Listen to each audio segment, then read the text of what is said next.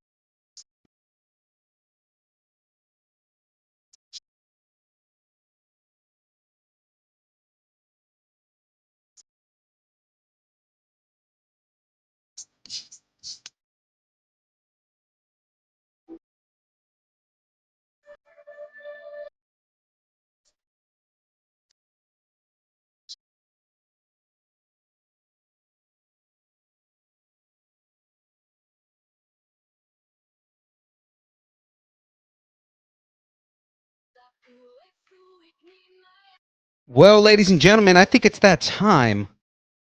Let's get this shindig started.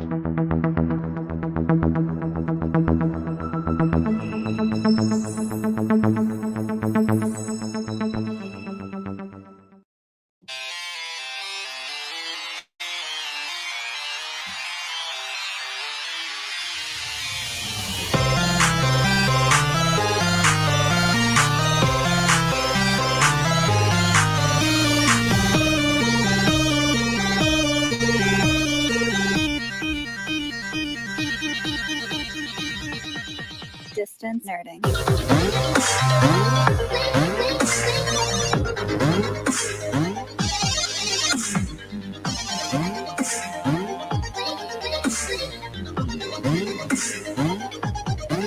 Welcome, everybody. Welcome to the Distance Nerding live stream. Change this banner here. I hope everybody's doing okay. All right, so let's get this whole thing out of the way here. Let's put the music back on just to make it so there's not as much dead here. But basically, as always, got my boy Emmett with me here. And our unofficial sponsor, Zoa. Hopefully The Rock sees this and he actually starts sponsoring us. That'd be great, wouldn't it? And get my awakening here. Now, ladies and gentlemen, I'm going to introduce everybody on the show tonight. That is not your Zoa, James. Anyways, everybody, she's everyone's favorite nerdy, strong female protagonist. And ever so low-key obsessed, it is our favorite Pheonix. Hi, everyone. Pheonix. Hi. I am very low-key obsessed. I am. Very, very, very low-key obsessed. Guilty. All right. Now, he has trouble seeing in front of him on a regular basis, and he has horrible asthma. Everybody, it's our man, Squints. What up, what up? What up, Squints? How's it going? Can you guys tell that I actually wrote something this week instead of going off the cuff? And he's the host of the Mancave Podcast, and he's the most interesting man on Instagram. Ladies and gentlemen, it's Mr. Del P. I got the little round of applause and everything. Appreciate it. Hey, man, we have fun around here, man. Oh, man, my thing went back down. Hold on, I gotta match y'all. Hold on. My bad. There we go. All good, man. So yeah, let's get into it, man. Let's talk a little bit about Del here, man. Tell us a little bit about your show, man. Man, whew, let's see where I want to start it. Let's start with man. I mean, I really just wanted to build a different fan base to ascend for. It's like, you know, there's no real space for men to talk. And this is like men, period. There's no discrepancy of whatever. It's just like this is a place for Mancave where it's like, you know, you get to hear man's perspective, our point of view, and sometimes change their narrative and some things that are get misconstrued. Like there's men out there that are tapped into their emotions. There's men that understand the meaning of provide, where it's just not about financials. And then it's ownership, accountability. So it's like, it's a safe haven for men, basically, because we don't have that. Yeah, absolutely. I agree. I mean, there's a level of like, you know, like of like masculinity, right? But then there's also like the knowing the difference between what is toxic masculinity and what is like, you know, just kind of like the things that we don't talk about ourselves, you know, like the mental health and things like that, you know, men tend to have this whole idea that we have to be the strong provider all the time and we can't be vulnerable, you know. So I always found that interesting. I think you've got a commercial on top of you. That definitely is a commercial. Let's get rid of that. And I think definitely what you're saying is correct, because we have a little bit of American politics and social understanding of that's sort of hidden within toxic masculinity, I think. Or it's like, oh, he's just being patriotic. No. He's just being, a man's man now, that kind of stuff. I think it gets to a point where like it's funny because it's almost like people forget that men are human. Yeah. Right. We're human too. So it's like Yes. we go through things too. I think that the biggest issue that I've learned growing up is more so kind of like how women are taught priorities, principles, and things where it's like, hey, make sure this, carry yourself like this. Whereas guys is like, we be winging it. So it's like, you get to a certain point where it's like, okay, this doesn't make sense. This doesn't add up. You didn't cause so much damage in the process that now you're labeled as whatever the label may be. And it's like, well, that's who he is. It's like, no, like, try to understand me. A lot of times men are misunderstood. I know that sounds cliche, but y'all, because most of the time it's like, the world didn't teach women how to respond to emotional men. So if you think about it, when that moment happens, it's not comprehended well because most men only know how to show the angry emotion or I'm frustrated. But when it's like, hey, I care, it's still like a aggressive, but you're not listening, I care. Like, you know what I'm saying? So the level of communication we have sometimes is like, we don't know, we trying, but that's considered an excuse. And it's like, no, it's not. We really don't know. Majority of the perceptions and words that are used are coming from women. And it's not to say it's women's fault, but it's more so like you hear more women speak about the issues that they have with men than men speak about with women. We might do it amongst each other, but publicly it's not really aired out like that. Because it's a sign of like you demasculating yourself. It's like, no, you're not. You're just expressing your emotions, be in tune with yourself. That literally makes you a better man. Definitely. So how long has the podcast been running? I'm going on 3 years this year. 3 years. Awesome. Yeah, like I started with a group. It was like 3 of us, my bad, called Vivid Vibe. You can still go watch some of that on YouTube. And then I eventually branched out on my own. And it's like I started the year before the pandemic. And then the pandemic happened. So I left the studio that I was in and everything. Started recording at home. And then I gained a huge fan base with it off of Facebook, which is why I keep getting mad at myself. Like I need to go back home is how I feel. It was like 1,000 views every time I aired. So it was like I kind of missed the interaction over there. Instagram is totally different. Instagram is more like you catch me when you can type deal. Yeah, and that's how we met was on Yeah, Instagram. Definitely. I definitely appreciate you coming on there too. Oh, and yeah. How did you choose that platform? Because I know there's a lot of platforms. Like some people do vlogs, some of the people do just straight podcasts. Some people just. How did you choose that platform? I don't want to take full credit. A friend of mine named Toy Ames kind of like pushed me to do it because I was kind of like, I'm not doing that shit. Ain't nobody gonna listen to that. Like nobody's gonna care. Is my attitude. And we did this huge like launch press conference thing, which you can catch on YouTube for sure, where I did my first one and it was like, oh, okay, we run through it. And it just clicked, like it just works for me. I'm just good at it. So it's like I'm not afraid to speak my mind. I'm not afraid I don't shy away from no conversation. And then it's like accountability is the key to successful communication. So, Del, what's your background? Do you have any radio background, or no? How did you get into?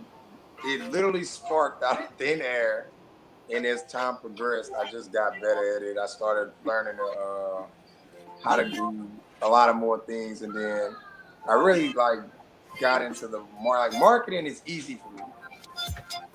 Right, like I can market whatever. Like the Lego things he's doing, I'll probably find a way to kind of like put that into something that I'm doing I'll make a TikTok out of it. I don't know, just whatever random thing I come up with.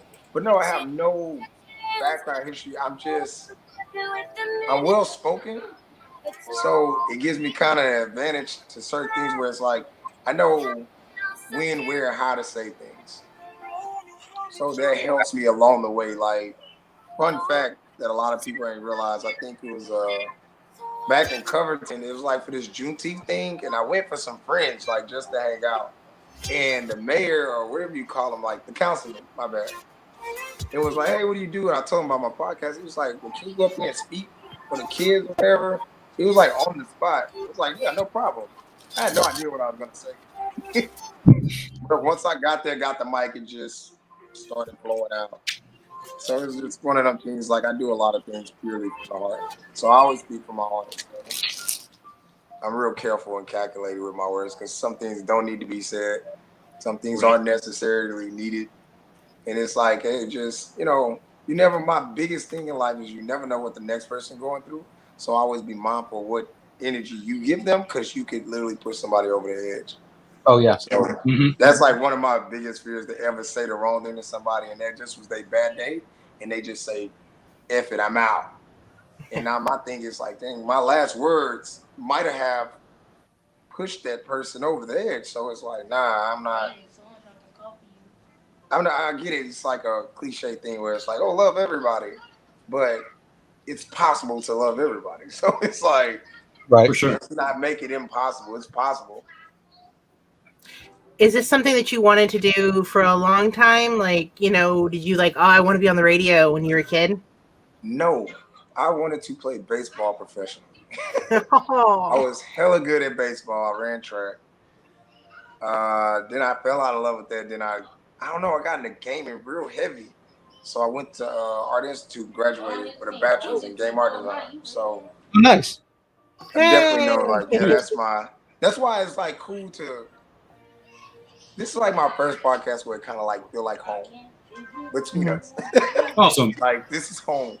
So, because it's like, it's just different. I'm into gaming. I'm into like the building of the Legos and stuff like that. He knows, like, I might not always be there to support what he does, what y'all do or whatever, but when I'm around, I'm like in tune with what's going on. So, So you did game art design. Did you study more front end, back end? Would you? It's more of the background, level design. So it's like if you were to play Grand Theft Auto, I know how to build the entire sandbox. So that whole wide world is called a sandbox, or kind of like this Fortnite thing where it's like it's no ending to the game. You just forever play it, which I hate, but it makes money. Right. Because there's no concept to that game. That's the new thing in gaming right now is doing the open-ended concept, so that way you can just keep on adding on rather than having like a universe. But I just feel like it takes away, like, if we're talking about gaming, right? We can even do, okay, so y'all remember like the Army. Remember the Army toys that used to come in the little canister? Mm-hmm. They were like at Dollar General or something. I used to get them every Christmas. Me and my friend, his best friend named Alex, we used to get them and play them. He had the green ones, I had the gray ones.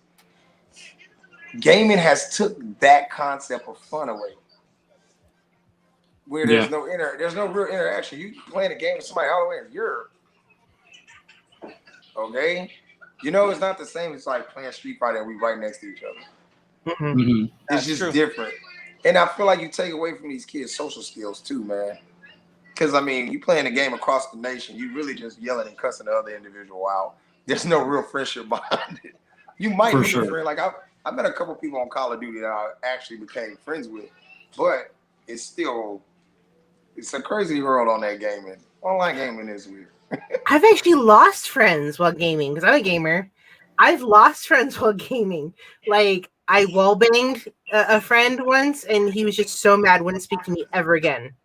For what game though? Rainbow. Like, yeah. Like Rainbow Six, you talking about? Rainbow Six, yeah. Yeah. What? Would not speak to me ever again. Wow. I was like, wow, you're crying over the fact that I killed you. It happens, man. I hear my kids fuss about that all the time. They be Fortnite. I don't even understand Fortnite, I'm not gonna lie. But No, neither do I. they were playing Fortnite. My son got mad at his brother one day. He's like, "You kill me." I'm like, I thought that was the concept of the game. So it's almost like the people get mad at Call of Duty because you're hiding. And they're like, "You're camping. The object of the game is not to die." Right? Yeah. My brother used to do that. My brother used to get really mad. I don't understand. We went paintballing one time. That's and you know, I'm former military, so you know, like we all go out to go do paintball, and I'm like doing what I was trained to do. I'm taking cover and I'm popping people when they're not looking or when they're not paying attention and whatnot, right? And my cousins just started getting mad and was just like, "We just sitting there camping." I'm like, "This ain't a video game, man. The object is to not get shot." You know, and they all got mad, and basically all my cousins decided, okay, well, since I'm racking up all these kills, they're like, we're just gonna bum rush him, shoot, and we're just gonna hit Philippe in the corner and just start shooting him. And they all just came and just started lighting me up. They were mad that I was camping. Yeah, like don't like someone who's trained. I wouldn't go against them. Like, I don't know. It's weird. That's weird. Because I just don't. The concept of the game is not to die. So if I want to sit in one spot and knock you out, kill me. The object of the game is to kill me. Yeah. Right. So it's weird. I don't know. Bring Mario back or something. So what would be your favorite game and what gaming system? I'm a PC gamer. I still don't understand that world. I'm not gonna lie to you. I don't understand I don't understand the PC gaming world at all. Like, why the PC? Like, take a game, like say, like you know, like Rainbow, or take GTA or whatever, right?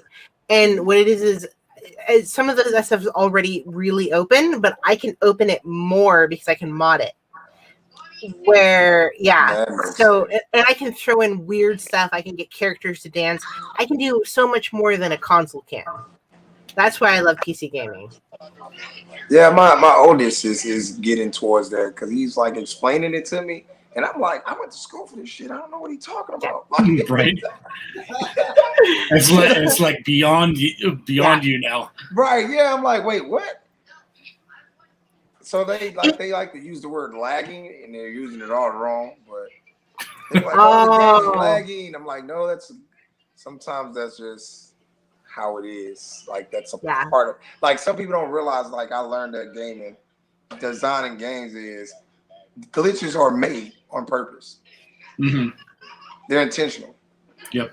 So what it does is basically keeps you, like, say if the game is feeling like you're going through the levels too fast, it'll do something in the system to make you struggle. Kind of like Candy Crush. Oh, like Mario. You go like 10 levels and then all of a sudden you get stuck for 25 years to make you go purchase the little $1.99. You get to a certain amount. Now all of a sudden you're going through levels again. So that's just a part of it. We're sorry, but how else are we gonna make money off the game? Right. When my games stall like that, I literally stop playing them for like a week, 2 weeks. Yeah, and that's what it is. Yeah, it's intentional. Yeah. Well, I was gonna say, think of Lion King, think of the Aladdin game. They intentionally made those games hard so that people wouldn't go out and, like, they couldn't go out and rent another game, or they had to rent it for another week in order to keep playing it, or if people just got frustrated and were like, I can't do this all in one sitting. I need to go buy the game. Right. Mm-hmm. So here's a fun fact, right? So Call of Duty, Grand Theft Auto, and Fortnite. This is what they do. You know how you play? You have a PC, and what other game systems you two have? Well, I play on Xbox, so I'm Xbox Series X. I'm PlayStation and Xbox. Right. So here's the fun fact that those games are so large, it's so you don't go buy another game. Yeah. Mm-hmm. Right. It's strategically put like that. So like right now, I got Madden, Call of Duty, Grand Theft Auto, and I can't download nothing else. I have a 1 terabyte. That's it. So I play Destiny, so I mean, I know all about big games that take up a lot of space and time. Yeah, like the new Call of Duty update takes up like 450 megabytes or something like that. Dude, if I have a 500 gigabyte deal, I don't have nothing left. Right. So all you can play is Call of Duty. It's hard to get bored with a game that you can't really beat, right? You can't. How do you get bored with it if you can't beat it? Because you're constantly going like I like Witcher, right? Because every time I play it, it's a different game, even though the stories are all the same, and I know I'm going to bump into the same characters. I like the fact that I can keep. I do like a side quest and something else happens, right? So, and also speaking of the fact that I can make it bigger, like I can put Henry Cavill's face on The Witcher. So yeah, I mean, there's a whole lot of things that go into gaming, Right, but I never got the you guys' favorite games. Never got it from y'all. Witcher. Winter was yours. I'm probably FIFA and the Pro Skater series. Like Tony Hawk Pro Skater just came back out, so that I've been rocking that a little bit. Right? Yeah. You're talking about the new Tony Hawk. I'm actually glad that I don't know, Tony Hawk was, I mean, if you had a 64, Tony Hawk was that game. Yeah, yeah. Between that and GoldenEye. Well, I played it on PlayStation 1. GoldenEye? Oh, yeah. Most definitely. GoldenEye was my game. The Golden Gun is that one shot, one kill. Yeah. Well, and paintball. Yeah. Have y'all ever went back and played some of these games and see the 2D and all of that? Yeah. It's like, yeah, and some of these games still hold up. Yes. A lot of them don't, but some of them do. Contra still holds up, and Killer Instinct kind of holds up. I recently went and played Tomb Raider again. I was like, oh my gosh. We're so spoiled with graphics. Right. Oh, yeah. Well, are we talking about her triangle boobs? Mm-hmm. Yeah, so that was weird back then. Triangle boots. No. So yeah. What got you guys to come together and who, like, where did this trio like originated from? How did y'all come up with this idea to kind of like talking while he builds Legos, which is dope, by the way, because I don't know how y'all don't have a huge kid fan base. We got to find a way to get. We're still working on that. I mean, this whole idea was, it really was just me wanting to build Legos on a stream, right? Mm-hmm. And it was just kind of like, okay, well, I don't want to do this by myself, so I got my friend Aaron to come on, and he kind of just would just, he's an improv comedian, so he would just do like kind of improv, and we would just kind of banter and talk and joke around and whatnot.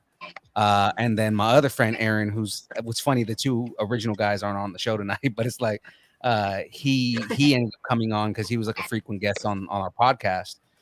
So he would come on, and then Pheonix just kind of we had her guest one day, and she liked it so much because she works on another show.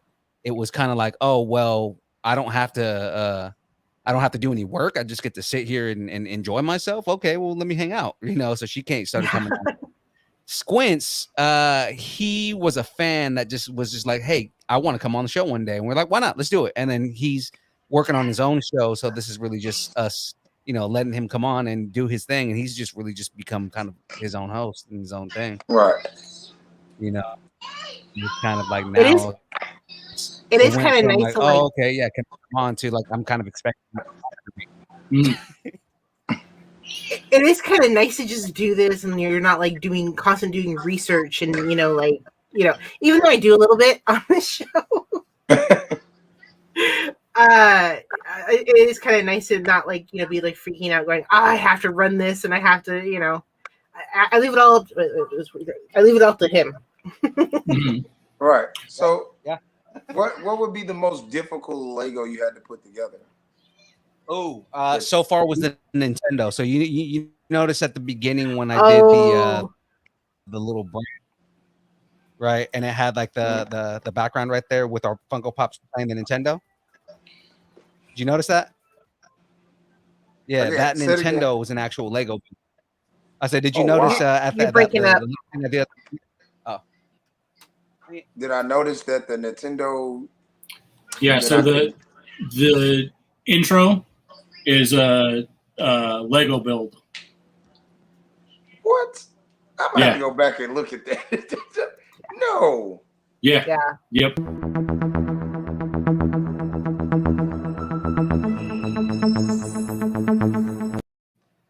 That whole thing is. Now that you mention it, I thought it was so regular Nintendo, but when you see it, you can see the bricks. So have the other two of y'all tried to do it? Have y'all like swapped out and y'all tried to like put something together, or y'all kind of everybody got to stay on lane? I think Phil's got it on lock. I mean, I think he'll finish this one in this live stream. Nobody wants to see me put Legos together. I'll just like be for hours. Like, does that go? No, that doesn't go together. Wait, no, I can't find the piece.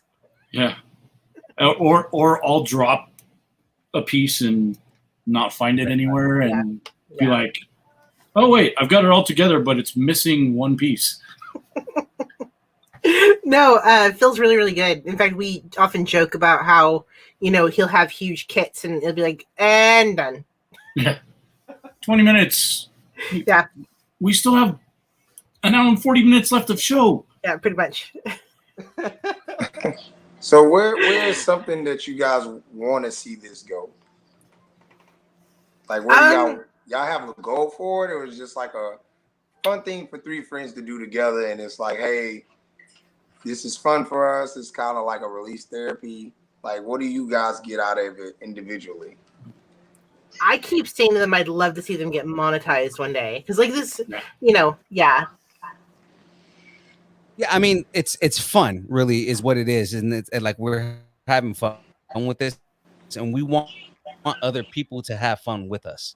Right. Yeah. So that's kind of like what it is. I mean, if it becomes a big show, it becomes a big show, but I mean, like for the most part, that's really what it is we just want to have fun with other people, especially with like people who interact with us and, the fan base and the listeners and everything like that. It's just a way to interact with people on a different level.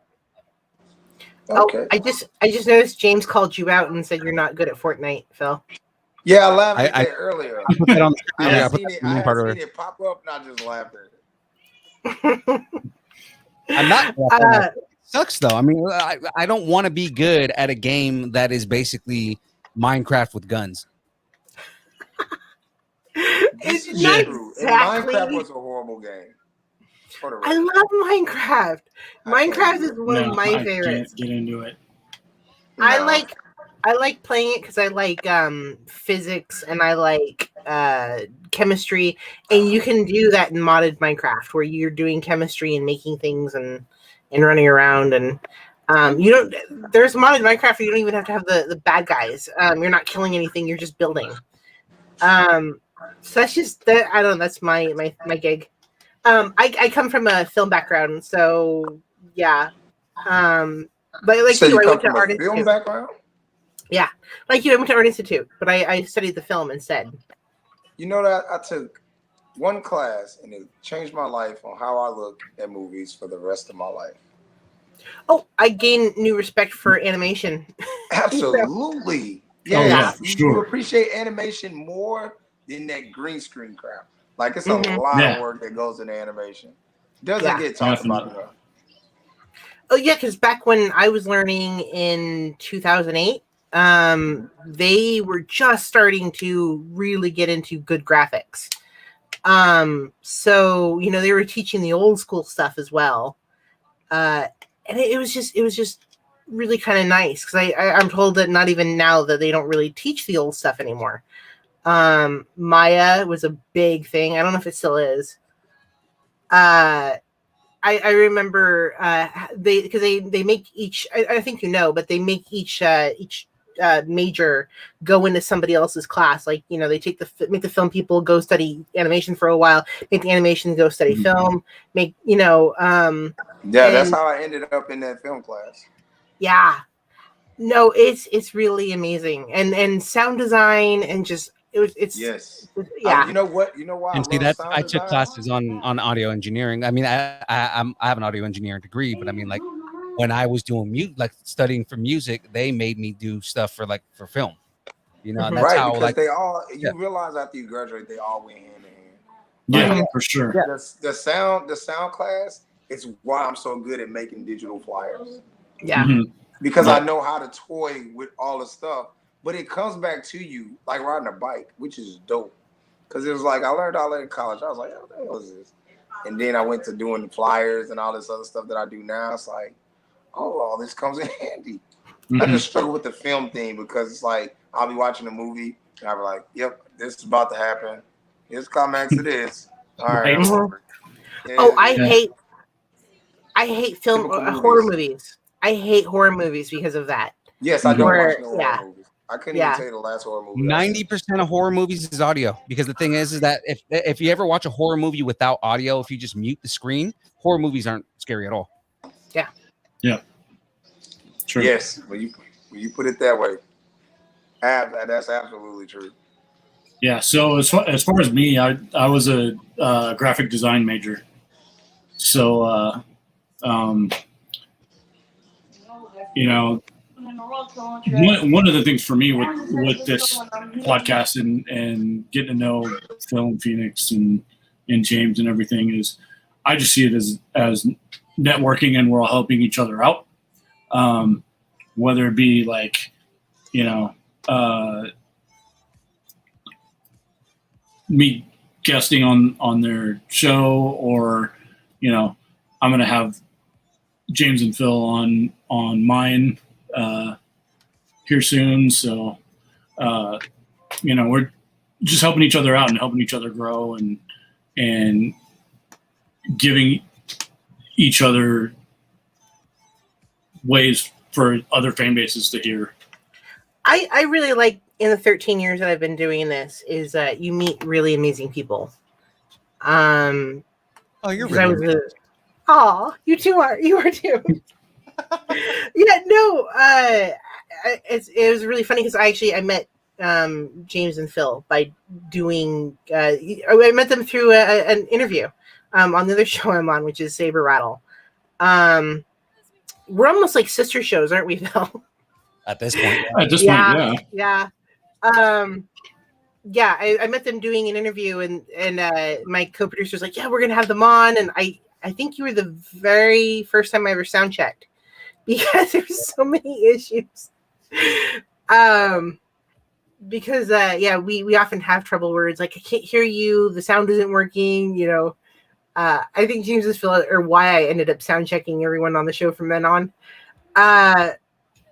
So yeah, no, you meet really cool people. Like, going back to the film thing, you sort of, know how to do something, but it's like, I don't want to, I know how to do it all, right, but I don't. Yeah, definitely. Like, Phil knows how to do the audio, and I would never in a million years imagine doing audio, because I hate doing it. It's fun when you're toying with it. When it comes to like a podcast, it's like, like one of my biggest pet peeves is someone who has a mic and they're like this on the mic. Yeah. And you hear the static and you get the feedback. And right when you're recording, like, sometimes I'll go into the chat and I'm like, hey, back up off your mic. Because you don't want to say it on there, because if you do, now you got to go clip it, edit that out. Like, it's just a lot. But a lot of times, it also depends on the type of mic, and it also depends on the type of mic and the way that people are, like the way they do their miking in general. Like me, I have to choke the mic in order to get on here, but it's because the way I ghost my mic. But you notice how it doesn't sound like it's like I'm popping off, or like it sounds really bad or anything like that. That's just because experience as an engineer. Right. But see, at the same token, like you said, it's important to have certain certain microphones. Some people don't realize there's mics you can just talk directly into like this. Oh, yeah. And then there's mics that have it to where no matter where you at, it's gonna pick you up. So that's one of the biggest things. Like, it's that, and then I think podcasts hit a weird place right now because people are bored with the way podcasting is done. Yeah. Podcasters are bored. It's like, we want to do more. We want to do more. And it's like, no, not right now. Like, the biggest problem that it took Instagram forever to give you Instagram Live. Forever. Then when everybody started using it, it's like, oh, content control, music control. Hey, you can't do this. You can't say that. Like, I literally got in trouble because you can just be playing with somebody. I shot the middle finger up on Instagram and said, "Your flag, one more, you're going to get kicked out the live." I was like, God, dog, like, we're joking in here. But it's like Instagram has gotten so, like, the world, we're not gonna just say Instagram. The world has gotten so sensitive where you can't. I shouldn't struggle being me. Yeah, This goes for anybody. Nobody can have an opinion anymore. It's censorship. Yeah. And it's like, well, what's the purpose of having freedom of speech if I can't say what I want to say? Mm-hmm. Exactly. Like, I think your that's feelings a really are important cool. one. Say it again. That's a really important one. Freedom of speech. Right. So it's like, how did we get here? How did we get here? So we're starting to watch our rights kind of like, I'm not going to get political or anything, but we're starting to watch our rights as far as what we say and how we say it and where we say it. We're starting to watch it flow away. And that's kind of an issue that I've always kind of brought up because I spent time as a journalist. And even then I was watching it going like, they're saying, oh, you can't say this, you can't do that, blah, blah, blah. You can't say this against this one person. Where does freedom of speech and slander, meet? Because if you're trying to say someone's doing something terrible, let's talk about it. Let's bring awareness. Oh no, that's slander. It just, you're just sort of like our forefathers would be horrified, They're the actual ones that wrote these laws, and now we're corrupting them. I don't know. I won't. So I don't know if everyone has kids or not. Do everyone has kids? No. I don't think anybody that's on the show right now has kids. You said what? None of us have kids. Okay, so then that's good. This question is gonna make way more sense, all right? So the way things were then as a kid, where you had to earn a trophy and not get a participation paper. How do you guys feel about that? Do you feel like that causes what we're doing? No, I'm with that. Like not doing participation? Say it again. Were you for or against? I don't understand that. No. Okay, so what I'm saying is, remember in the era of us going to school, it's like you get a trophy. You got first, second, third, whatever. Mm-hmm. That was it. If you got fourth, fifth, you get no trophy, you get no piece of paper. But now it's like they don't want to tell you how to. The world doesn't learn how to lose anymore. Oh yeah, no. You get what I'm saying? Like, we don't know how to lose. So when you get these, even it shows. You can go to sports or whatever your favorite thing is, even in cartoons. They don't know how to lose. And it's almost like a rare thing. So when it happens, people don't know what to do with it. Well, it's funny to me because I mentor a couple of students that are graphic designers and they're starting to get in the business and everything like that. And they're just like, oh, well, I want to start my own firm. Okay, great. Start. Well, I don't want to do that because I might fail. Don't be afraid to fail. Yeah, that's fine. You're going to. Yeah. That's going to happen. Like, how I got to where I got is because of failures and setbacks and different things that made me who I am today. Yeah, without failure, you don't learn.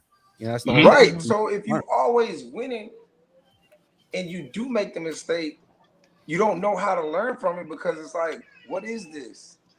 Right. It's like foreign language. I'm on the side of I don't agree with the participation trophies.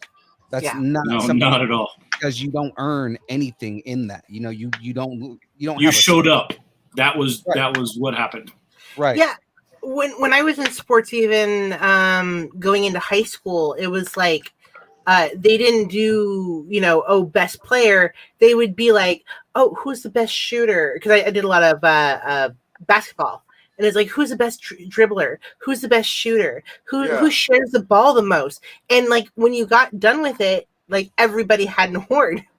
Like, why don't we just award the best player and get over with it instead of giving everyone a trophy? What's the point of this trophy if everyone's got one? Right.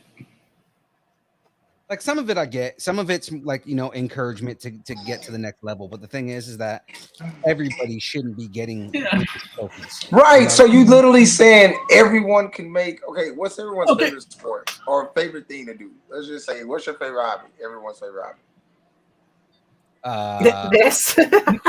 Okay, this, right? We'll say this. Everyone can't do this. Mm-hmm. Yeah. So why am I going to give you the idea that everybody can do this? That's literally like saying everyone can go to the military. No. You have to be at a mental state of mind to go do that. That's a mental thing when you go that route. Yeah. Oh, yeah. I got the signal, bro. I actually have a. I was in the army. I actually have a friend of mine. Do you feel like it's for everyone? It's not. I think everybody should, but the thing is that is it for everybody? No.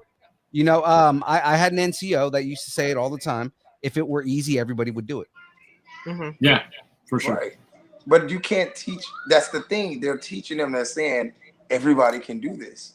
Well, here's the So thing. then Like, when you get these everybody kids, can join the military. Not everybody can be everything in the military, right? So like, there's a job for everybody, right?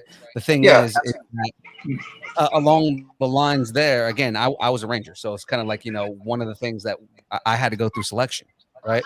And the whole thing is the way they the mentality they had there was, no, we don't want anybody to quit, ideally. But the thing is that this is not for everybody. This is not something that everybody can do. We need people who have mental toughness. We need people who can get through, the worst of the worst when it comes to mental problems. So the whole thing is, it's not for everybody. This is not something everybody can do. And what we're looking for is who can do it. Yeah. Right. And but that even goes with gaming. I mean, it goes with anything. I used to joke with a friend of mine that you had to have a certain mentality to be military, especially like the higher, secretive, go in, do something really amazing and get out and, and be able to handle that kind of stuff, because not everybody can do it. Not everybody can handle that. Like, get in, get out, kill the whatever, or steal something, or to grab someone. There's a whole bunch of that. You see a lot of crap. Like I never joined military, but I've heard stories that you see a lot of crap, and just that I would never join the military because I don't think I could handle it. It's not, but like I said, it's one of those things. Like, I was trying to think of something else where, because it's just like I said, it's getting to a point where it isn't for everybody. But then when we tell you that it's not for you, it's an uproar. Mm-hmm. But why? Well, why is it an uproar if it's like that's not for you? Yeah. Well, I'm not an ice skater, so I'm not playing hockey. I love to watch it. It's this whole mentality of you can do anything you want. Well, yeah, you can, but does that necessarily mean you're good at it? You're not going to be good at everything. No. And you got to deal with that. But that's the thing. We don't know. We're at a point now. They don't know how to deal with it. Right? It's the same thing with just you look at kind of where and we were talking about like this could actually be a topic on Mancave, but I mean like you look at like the just the process of rejection in general, right? You have a lot of people who you see them acting out on the internet, or the way that they act out towards women and things like that, and it's because they can't take rejection. You have like these dudes not at all, and just start acting crazy because a girl said I'm not interested, and it's like, oh well, then you're a lesbian. Like they say stupid stuff. And the favorite word I always heard a dude say was the B woman. It's like, oh, and she's like, she don't talk to you. And she's like, why is that the choice? Whenever people use the B word, I thank them. Yes, I am. Thank you. But it's so normalized. Is that okay now? Yeah, for sure. Yeah. It's to lower people. Like, even the C word is to lower people. And it's just, it is toxic. I mean, you had a string of around 2012, you had a string of these guys going out and shooting everyone because, they were rejected by a girl. I forget which one it was where he had some sort of weird video manifesto that they found because some girls, told him no. Which is just so weird to me. I don't know. There's a whole lot of mental illness with that. It is, but it's a lot of more of. There's no more discipline for one. No, you can't get discipline anywhere. Yeah, nowhere. Parents can't discipline their children, and they don't. They just don't. Well, one of the things that I don't, like I said, I don't have kids, but like nieces and nephews and everything like that, and seeing how my brothers and sisters have dealt with their kids and stuff like that, and going, okay, well, that's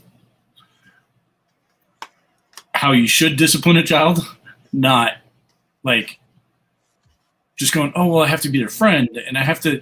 No, you're their parent. You're there to get, Yeah, no, you there needs to be a clear delineation between parent and child. Like if you want to be friends, you can be friends, but there needs to be that level of respect where the kid understands that you're the father and not you're my friend. Mm-hmm. Oh, I've heard some of my friends explaining to their kids why something is. It's like, why are you explaining to them you're the parent? Like, they don't need an explanation. They just need to follow what you say. Because maybe there's not enough time one day for them to have an explanation. Maybe they just need to do it, right? I don't know. That's just me. I've never been a parent either. But No, but see, this is the thing. This is the beauty of it. Even if you're not a parent, this is why I say my biggest thing is like, you guys don't have kids, and it's like you guys don't even want to speak on the situation, and it should be like it's an opinion. It's your opinion.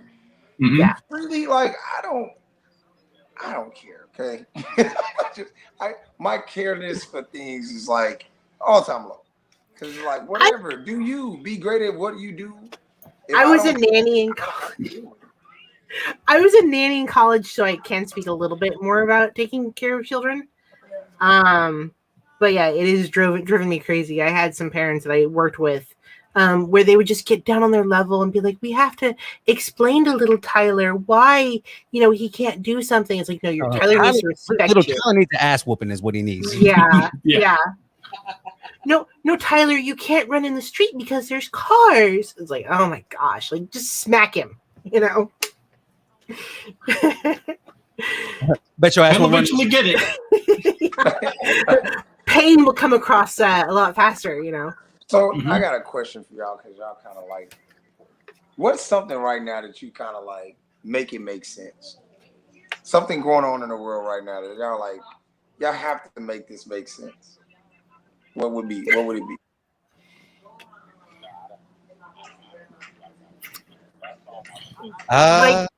Like what? Like anything, whatever. Doesn't matter what it is. If you sit there and you see it or you feel it's like, why? Like it's one of those things like, why did it happen or what made them do it or make that situation make sense? Like why are we here?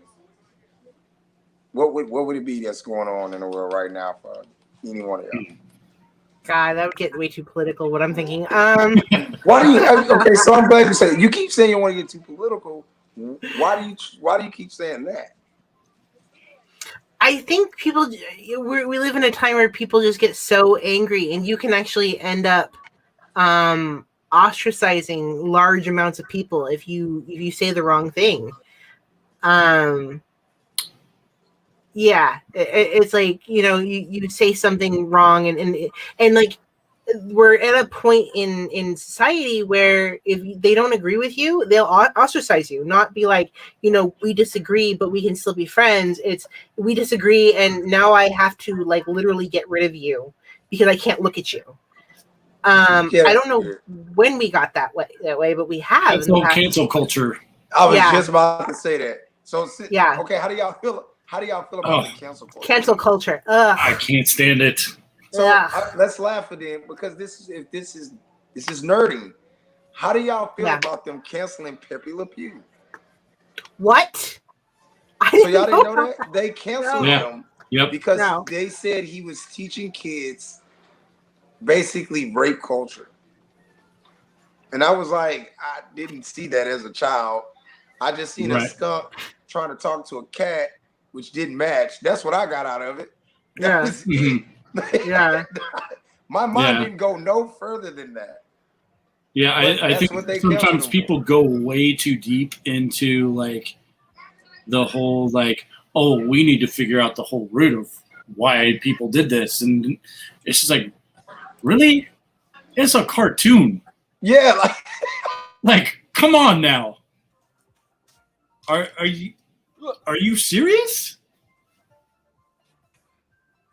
I'm Googling cancel culture victims. I'm trying to think of one that recently got canceled. Even with the Gina Carano thing, because I'm on a Star Wars show. People have been like, yeah, we need to get rid of her, and I'm like, she apologized. The difference with Gina Carano though is, yeah, she apologized, but her apologies aren't really sincere. Her apologies are, oh, I'm sorry, and that's the key. I'm losing jobs, so I'm saying it just to make you happy. That's something different, because the whole thing with her is she the only reason she backpedals is because she started losing work, not because she sincerely cares. Whereas here's the funny thing, and I've got strong opinions about this one. Amber Heard, right? She got caught admitting to making up stories about her ex-husband Johnny Depp, and she's still on freaking what's it called, Aquaman. I'm like, are you kidding me? And then Johnny Depp, of course, no longer on Pirates and all this stuff. It's like, let's make it even. Right? Yeah. I don't know. Canceled, I'm trying to think who else they canceled. Okay, they canceled Speedy Gonzalez.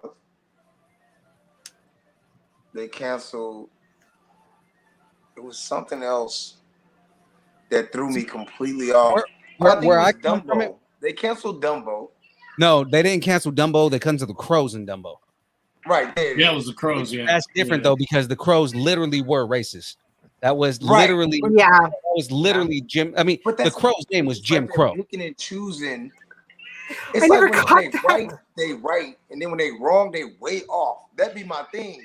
It's like the cancel culture do be on point, but when they're wrong, they like on a whole nother planet, and it's like, so some things take it over, Mm-hmm. right? Some things take it way too far. Some things are actually on point if you understand. Like anytime that I look at anything when people start crying about cancel culture, I always look at it at a point of understanding, right?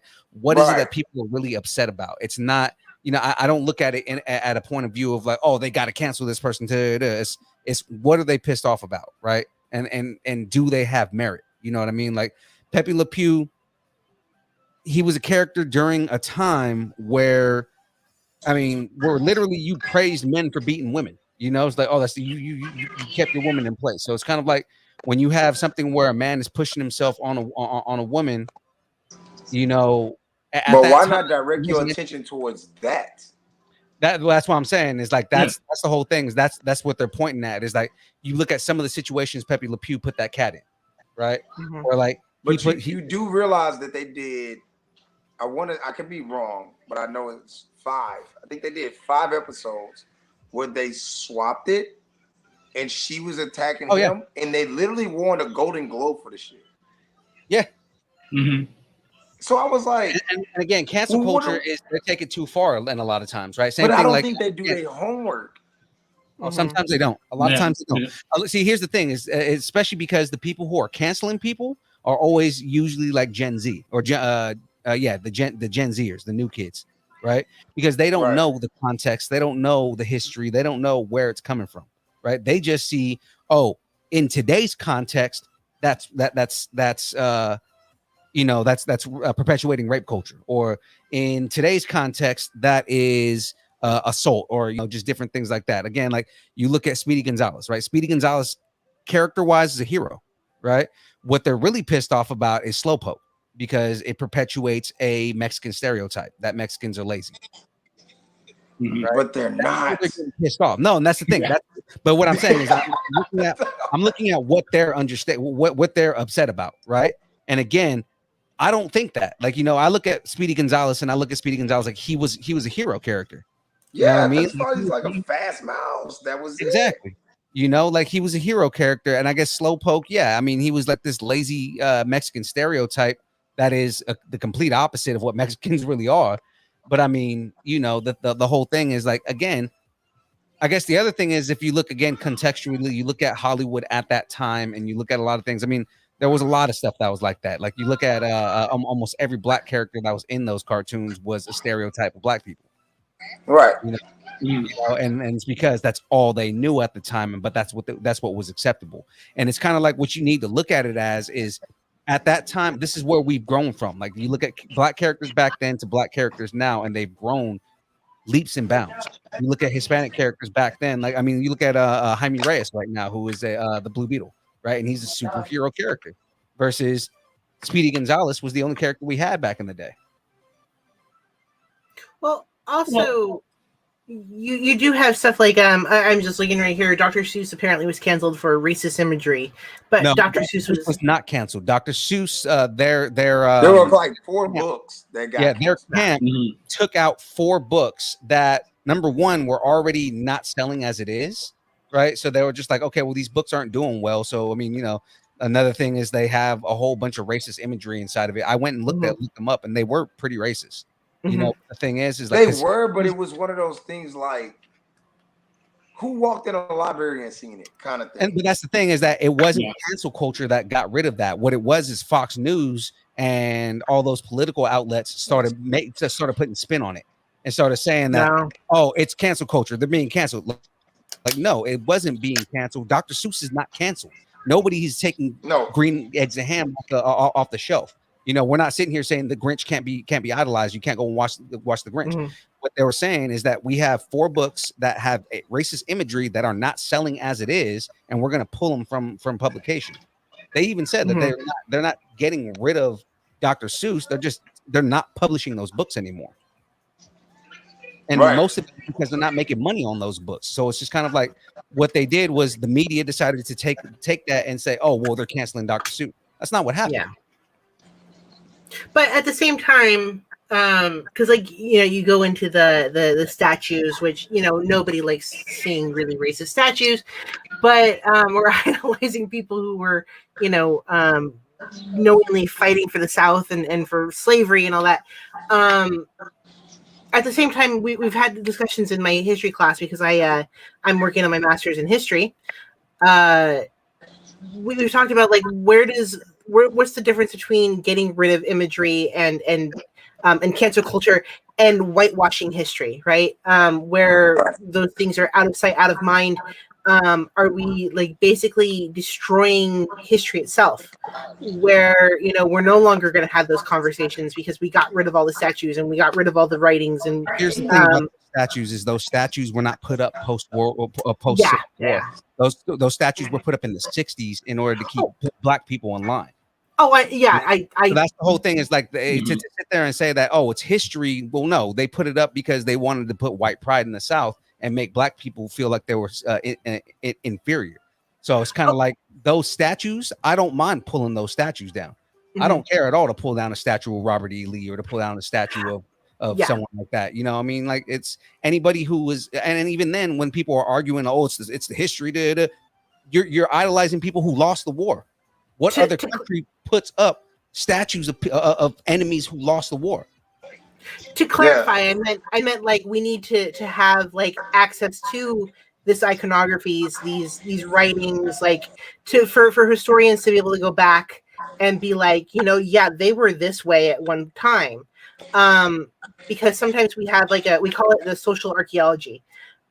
Where you know we're not digging down into the ground. We're looking at like writings that were you know are often terrible, or images that are often terrible. Like you know where do we save them so that we can go back like in 1,000 years and they can be like, yes, this was a very horrible time, and this is why, and this is the images they used, and you know all that stuff. I think I was going to say the comes to mind. Okay, go ahead. I was going to say the Anti-Defamation League. My bad, man.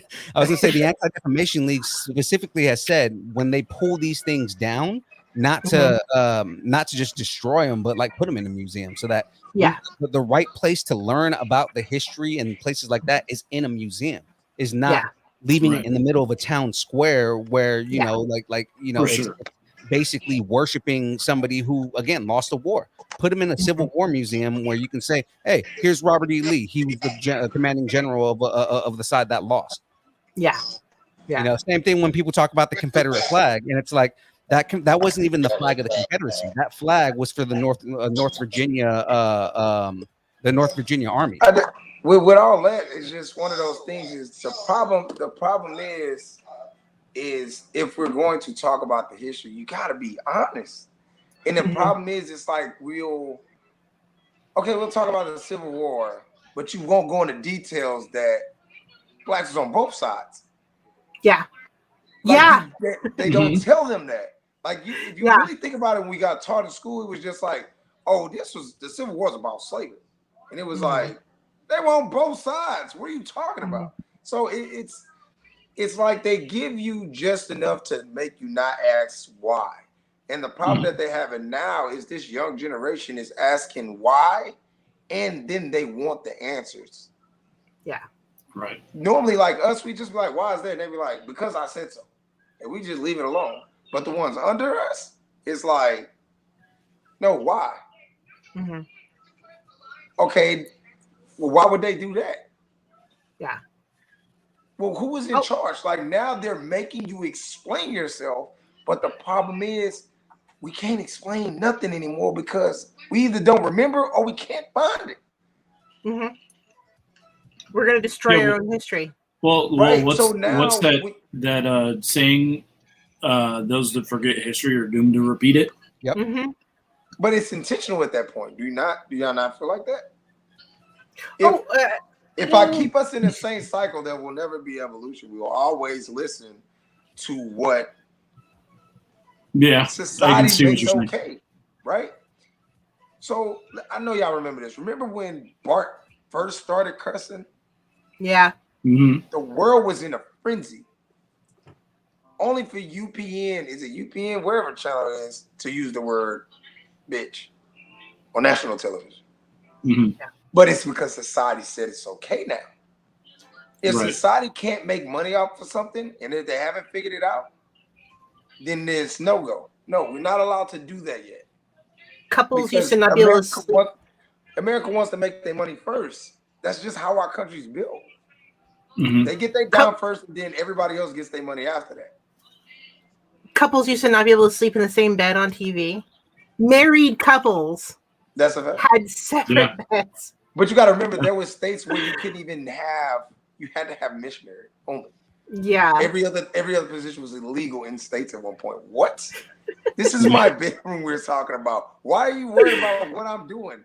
Like, it's weird, but it's just like me learning and growing and just paying attention. It's like me, I just stay away from TV at this point. I'm a conscious eater. I don't know if y'all know what that is per se. Whereas basically I'm real conscious about what I feed myself, what I see, what I eat, what I watch, who I'm around. Because it's very important to pay attention to what you feed yourself. Yeah. You know, so think about it. Would you really have a bad day if you had more nutrients, you ate more fruit, right? You replace the fruit with whatever coffee. Instead of in the morning, I make a fruit juice or whatever, or a smoothie. I'm not gonna drink the coffee no more. Then you realize that your body acts different. You move a little different. Yeah. But if I'm you kind of like the saying is you are what you eat.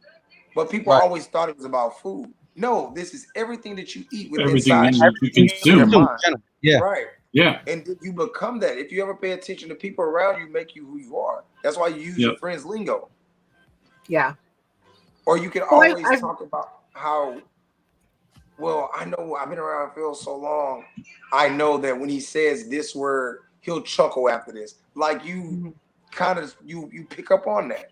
So for me, it's like, if it doesn't benefit me mentally, spiritually, emotionally, I'm not for it. That's just how I am. And then this whole peace thing, it's like, it's just one of the things like society will take a word and like eat it up like music. If you don't like this song, I'm gonna make you like this song because I'm gonna shove it down your throat. Right. It's gonna be on every commercial. It's gonna be on every radio station. That's why a lot of these songs we listen to now be like, "Yo, this suck." But then we in the car, we humming it at work. It's like, this song sucks, but it's repetitive. Yeah. Shit is catchy. I choose where I get my news because I know when I'm in front of the TV, I'm probably going to see great big stuff about, like Afghanistan right now and all the politics and all that stuff. But I've actually, when I'm in front of my computer, I've actually created filters that can't play, where I won't see those sort of things. Because like when I'm in a space, I don't want that. I don't want to be having that. You want to protect where you at. Yeah. And it's nothing wrong with that. It's definitely nothing wrong with that. And I feel like it's like, how do we go back to actually checking on our friends? Yeah. How do we get back there? How do we get back there? Because it's like, what if we just took away 3-way, maybe, on phone calls? Or take away something to make people kind of like worry about your actual friends. Like, we used to be hyped to go to school because it's like, I haven't talked to my friend all day. I have to tell them what I did. But you weren't around. Now it's like, we're getting so lazy. WYD or K. Yeah. Texting is lazy now. Yeah. At some point, how do we communicate after a while? Sound language? My friends know I'm being sarcastic when I use text speak. That's how I do it. I'm being sarcastic when I use text speak. But it's nothing. But you know what's funny? There's nothing wrong with that. Even when you send voice memos, that's still texting. But it's still more so like I have conversations with people. I hold the speaker, we talk, and we just send voice text back and forth. Yeah. It's the same thing, but it's more so like, well, I can't really just talk I can't really just hold my phone like this. Yeah. But I can just talk on the phone real quick. Hey, hold the button. I got a minute to say what I got to say. Send it. I'll take that over you texting me like, what are you doing? WYD. Yeah. Right. You used to not. There was a time in the early 2000s, even, I think that was really the last time, where you only knew your friends were home if there were like cars in the driveway and you went and knocked on the door. Yeah, like you couldn't really call them. Their parents would never allow that anyway. Like, get off my phone, you're wasting my minutes. I remember the minutes. That or you blocking a phone call. Yeah. I can't get on the internet. Oh my God. Yeah. Now that I'm glad developed. That AOL, that little bitty. Yes. Oh my God. The 56K modem. Oh my God. Now I'm glad we got away from that. I showed a little cousin recently the sound that the internet used to make, and I played the full thing. And they're like, well, when does it stop? And I'm like, it never stopped. It doesn't. It stops when you connect. Yeah. Sometimes it would take 20 minutes for it to connect. You just watch the little yellow guy run. Whoa. Yeah. You've got mail. Yeah. You went and made your line. You didn't have a choice but to have AOL. Like that. I brought it up a while back. I used to work at CompUSA. Where did you go get your discs to get to get through another week of AOL? Right? Oh yeah. You go to CompUSA on the desk. Yeah. Yeah, I don't know. I miss MySpace. I used to be able to put the little glitter people. Oh yeah. MySpace was tight, yo. I miss MySpace. You can't do none of that on Facebook. I remember getting a Facebook and going like, I can't decorate it. Why do I want it? It's boring. What are we doing? Yeah. I don't know. Facebook is like an open diary. I do not really like to play over there because people really be like, give you a paragraph, and I'll be like, yo, I'm not reading that. I'll go to the next. I'm not. No. Guilty. And then they'll cuss you out when you respond. You put it publicly. It literally says comment below. You give me a paragraph about whatever you're going through. and then you mad because people are commenting on what you publicly put out there. You're weird. Like recently I commented on something underneath a classmate's post. They said something inflammatory and I was like, oh, that's funny, blah blah blah. I didn't know you thought that way. And someone literally commented underneath me, we were having a private conversation. What? You're not having a private conversation in public, man. I'm sorry. Every time someone says that, every time when you're out in public in the middle of a public place, you're at a grocery store and you're on the phone. Oh, I'm sorry. You're listening on my conversation. Stop having a conversation in the grocery store then. Yeah, it's so weird. Yeah. He's like, you mind your business. I'm really trying, but I'm not deaf. Okay, so I don't know what you want me to do. Yeah, exactly. I tell people that all the time in the store. They'll be talking about, hey, I can hear you. The funniest thing, funny story. In line, this little girl, I'll never forget today. She's like 5. This older lady kept looking at her. This little girl turned around and told that lady, why are you staring at me? Do I look like a TV? I was like, you know how you wait on that moment to see who's going to touch the child at this point? Yeah. Nothing happened. I was like, oh my God. Wow. I'm going to use that. Like, so I literally use it to this day. That happened like 20 years ago. But I use it to this day. Did the kid say it or the lady say it? The kid said it to the adult because the lady was just staring at her. She was like, why are you looking at me? Do I look like a TV? I was like, oh my God, that's very creative. It was rude, but it was creative for a kid to say it. Right? So I was just like, yo, I'm using that. I use that till this day. Somebody stare at me too long, I'm like, yo, what channel is this? What channel is this? Because I'm trying to figure out why you're watching me so much. Like, what's going on? I did have one because I live in my old hometown where I've been here most of my life. And I had this one where I was like staring at this person. I was like, who are you? Because I recognized them. And I guess I stared a little too long. And she goes, why are you staring at me? And I couldn't think of anything. I go, you're just so pretty. You know my superhero? I bet you don't know my superhero. Guess it. He might get it right. I do have. He's saying he's interested in knowing. Yeah, he said he wants to know. Oh, my favorite superhero is Deadpool. Okay. Yep. I'm with you.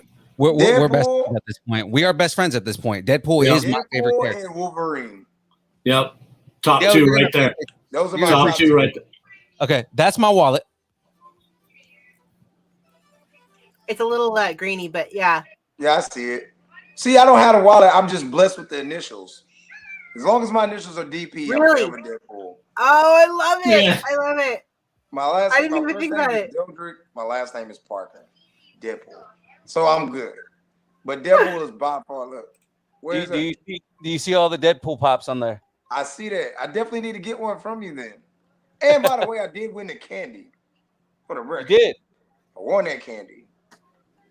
Yeah, he's the one that won the candy, the Sour Patch Kid. Sour Patch, nice. Oh. And it was my favorite candy. I was like, I'm gonna win this.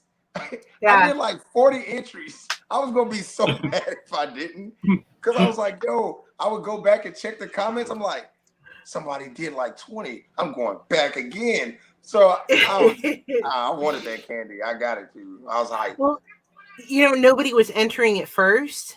And I remember saying to Phil and James in messages, because I was like, I'm just going to enter to get it kicked off. And then all of a sudden I had the most entries and I was like, oh no.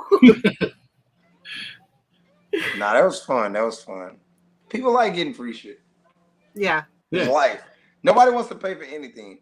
You would think people want more free stuff. I give away a lot of free stuff, and there's not very many people around that want to get it.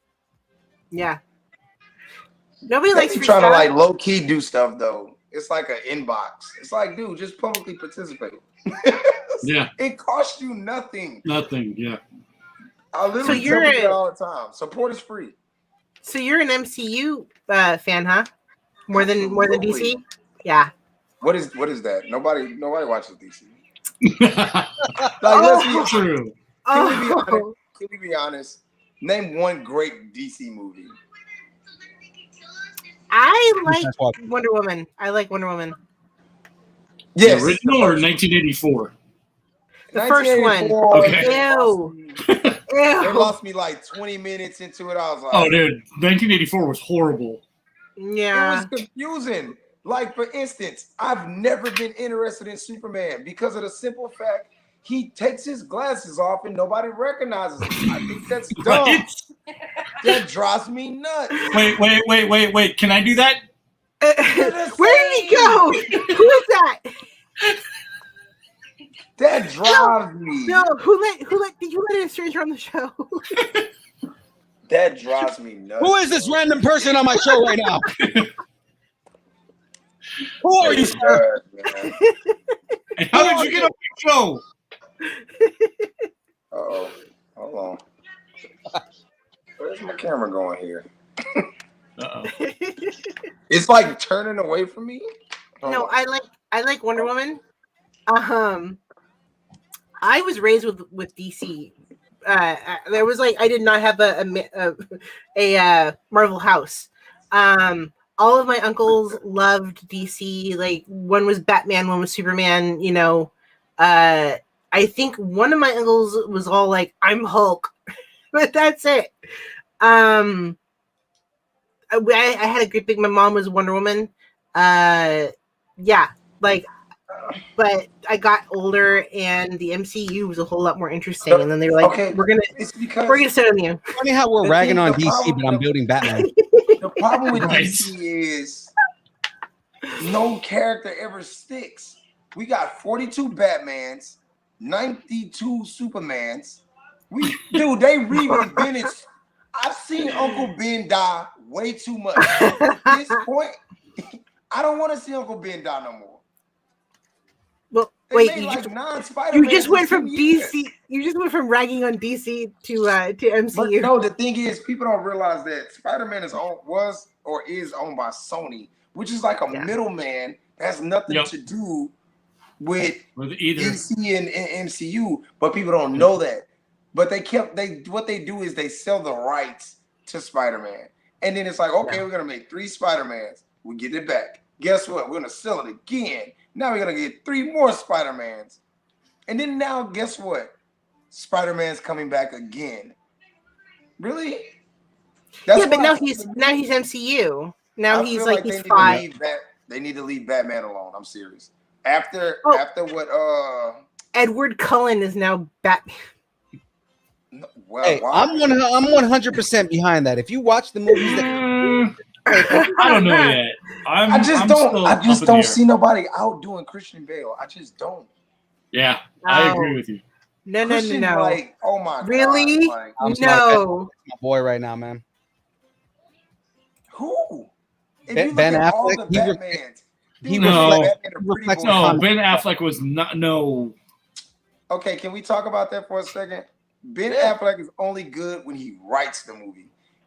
Nah, I'm okay. What have you seen the Snyder Cut? The who?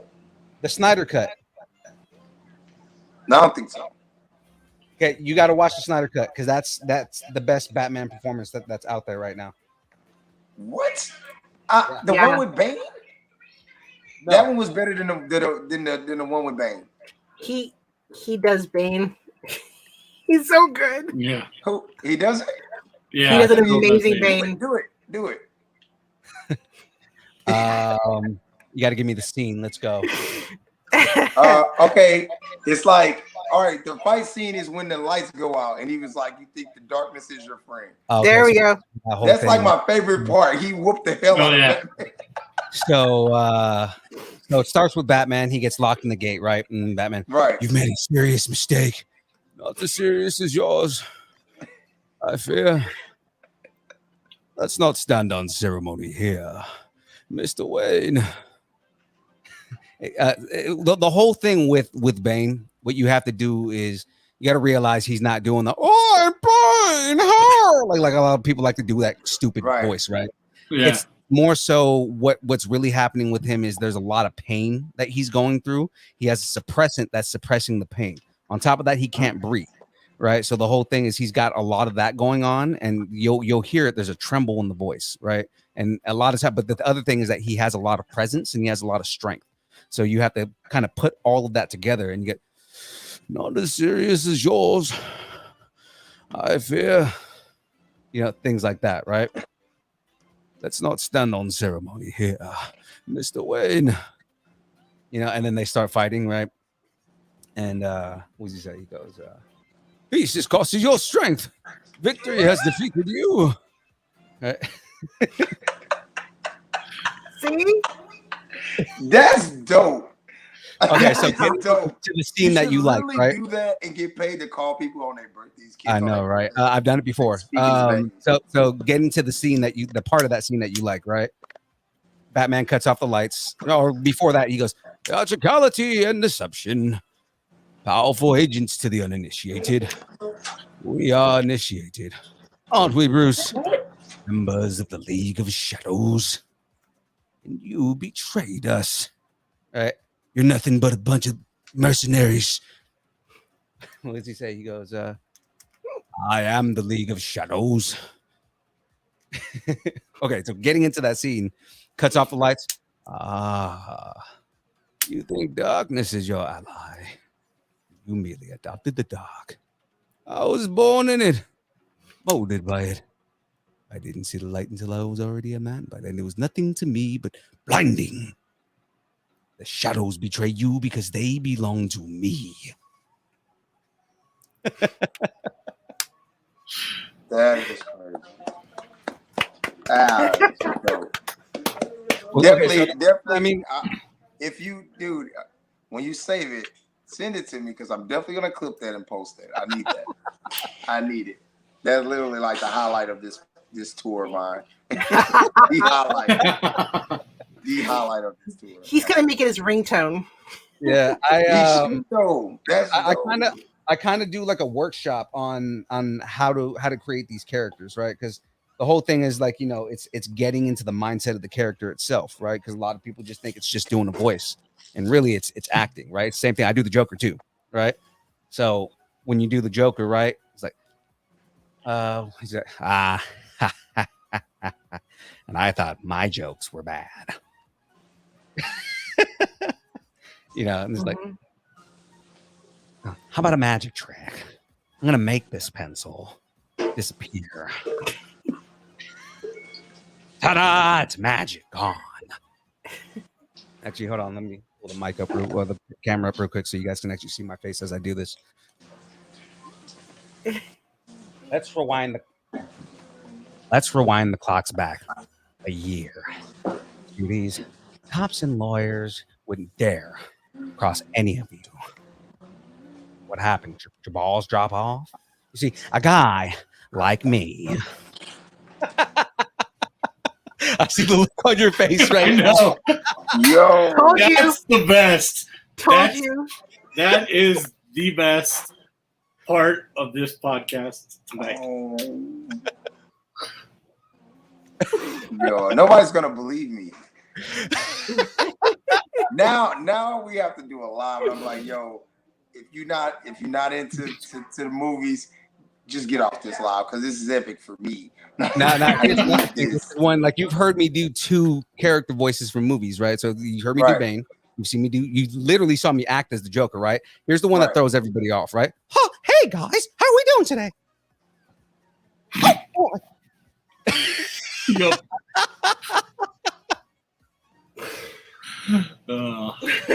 Why that one? Let's go back to these Legos here. Just now you know why I ask him to do messed up Mickey a lot.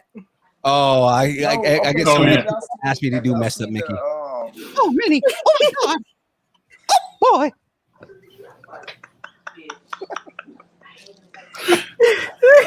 We're getting canceled. I'm not gonna let gentlemen, this is great. Forget Ryan. Yo. You hear your door? Stop. You're ready to like destroy me. You can't let Mickey do that. Have y'all heard the diss track though that Mickey and Goofy did? Oh yes. I love it. It. That is funny. That's hilarious. I can do stuff like that with Mickey. Just like, look here, you fucking dog. I'll fuck you up. Man. You're the biggest piece of shit. You're definitely being laughed at in the background right now. Oh man. Yeah, you coming to do the live. You're doing the live. There's nothing you can tell me about that.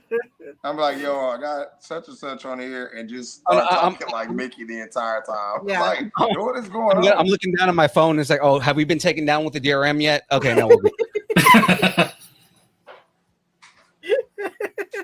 Get a cease and desist as we're live, you know. You get a letter from Disney. Now we've listened to the show and we thank you for all the niceties and the good things you do when it comes to our show. But now that you've done this terrible, Mickey.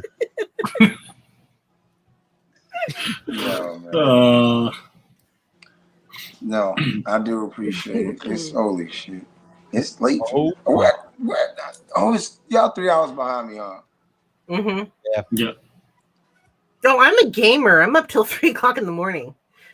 Nah, that I am too, but 4:30 come quick. Right? 4:30 comes quick, okay? Just 2 days ago, I slept for 14 hours, okay? I don't know how or why. Julie says, imagine being in Disneyland on Halloween with Philippe as Mickey Mouse. Yeah. Okay, so there's a video on my personal Instagram somewhere. Julie is my girlfriend's mom, and we went to Disneyland, and I was like, all right, guys, it's time to party. And I'm like dressed as Mickey Mouse. Uh-huh. Going into Disneyland. Wow.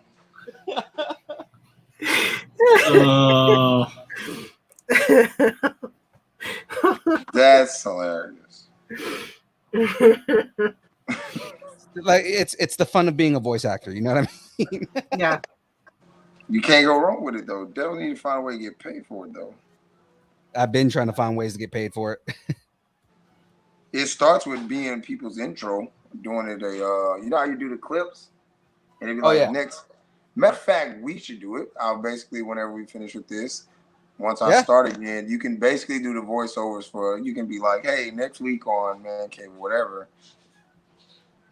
We go like that. We'll figure that out. Definitely pay Next week on Mancave. Because then it's one of those things like when people see I did it, it's like, wait, who is such and such? And then you get to overcharge them. Okay? That's the game plan. They're not paying what I'm paying. They're going to overpay what I pay. That's the game plan. Definitely being serious. It's like, oh, I only pay him like $50 or whatever. He's like, well, what's his price? $200.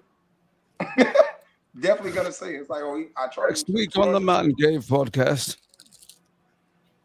That might be it right there, yo. Right. That might be it right there. Yes, but I do appreciate it. I am going to exit because I have to go to work. Oh, No, it's fine. It's fine, man. Hey, we appreciate you spending your time the last hour with us on this, man. It's been great. We really do appreciate your time here. Yeah, man. I bring you guys onto mine, which is more of a serious thing. And then I get to get my buddy right here above me talk a little bit more. Where are you? Right here.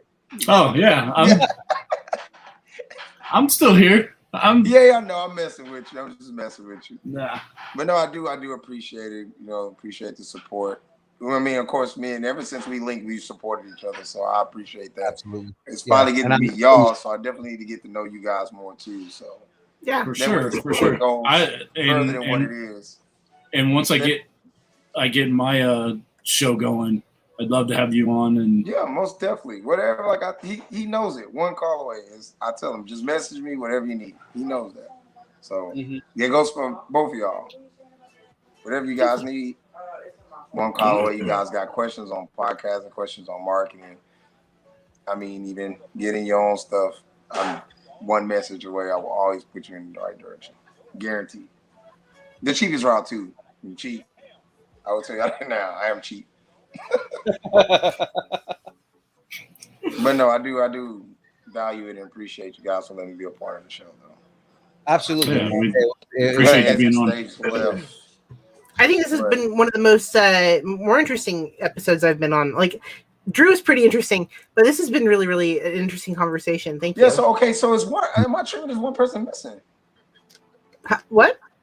Is it always up here? I always see one more person. No, so usually Aaron is on this, but he had work. Actually, he's in the chat right now. He's probably driving home. Oh, okay. Because sometimes when I do go back, and I'm like, so like I don't know. I was like, man, I'll ask them later because I was like, it was 4. I'm not sure. Yeah. But no, we'll definitely link again, man. I do appreciate it.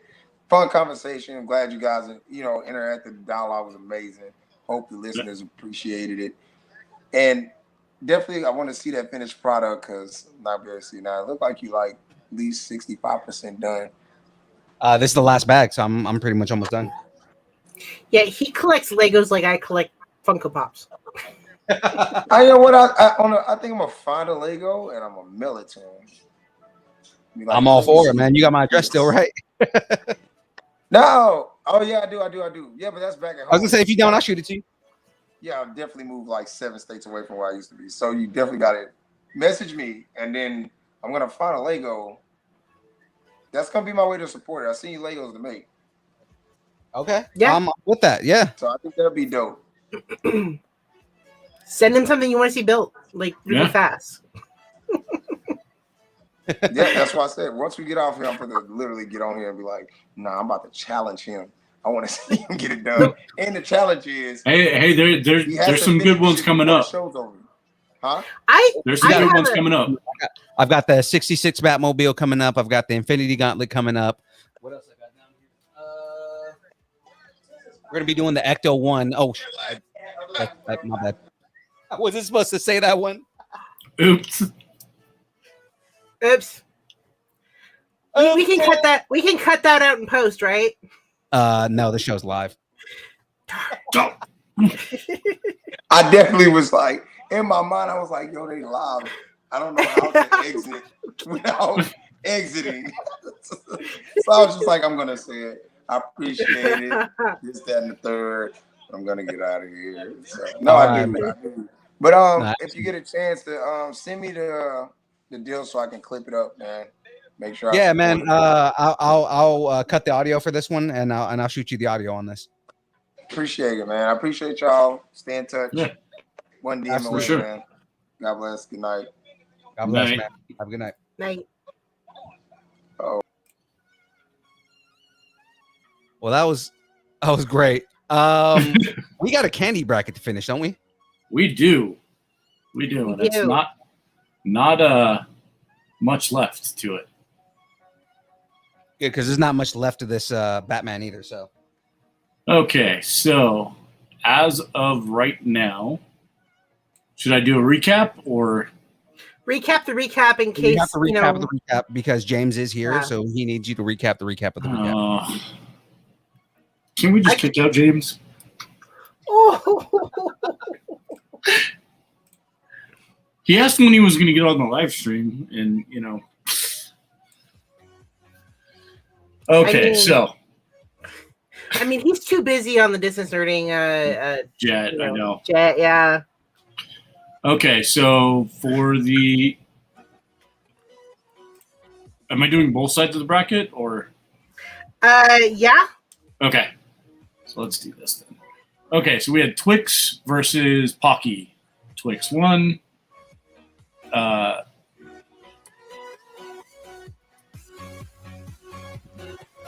Dairy Milk versus is it Laffy Tat? No. Trying to see who it.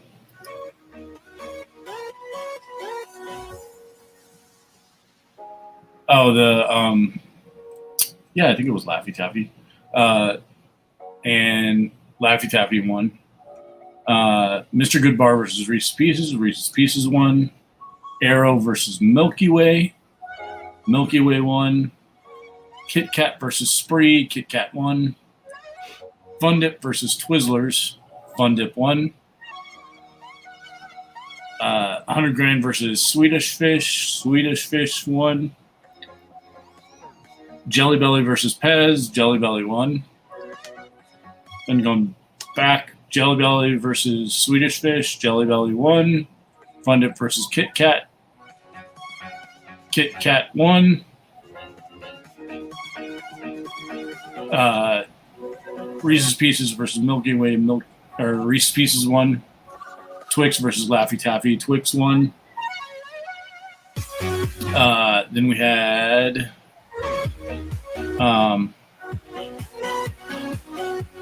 Twix versus Reese's Pieces. Twix won. Kit Kat versus Jelly Belly. Jelly Belly won. And then Jelly Belly won the side of the bracket. For the other side. What's that? You want me to do the other side? You're fine. Yeah, that's okay. Good. Unless you want to do the other side too. I can do it. Okay, do it. All right, so we had Reese's versus Runts. Reese's won. Cadbury Cream Egg versus Candy Corn. Cadbury Cream Egg won. Reese's Kisses versus Jolly Rancher. Jolly Rancher won. Double Bubble versus the Everlasting Gobstopper. Everlasting Gobstopper won. Lifesavers versus Snickers. Snickers won. Haribo Gold Bears versus Whoppers. Gold Bears won. Trolley Sour Crawlers versus Airheads. Airheads won. Tootsie Rolls versus Crunch. Crunch won. And we are now to Reese's versus Jolly Ranchers. Oh, Reese's for sure. Wait, what? Hang on. Reese's versus Jolly Ranchers? Yeah. Okay, yeah. Wait, so Jolly Ranchers won that one? This is where we're at right now. Jolly Ranchers versus Reese's. I wasn't aware that the Jolly Ranchers won against the Gobstoppers, did it? Mm-hmm. Yeah. Okay. I just missed it, is all. Reese's. Yeah, Reese's for sure.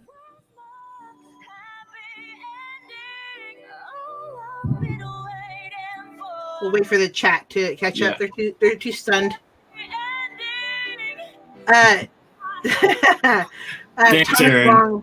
Thomas Wong wants recap of the recap of the recap. Yeah, we need recaps of the recaps for the recaps of the recap. Okay. You just need to... I'm done.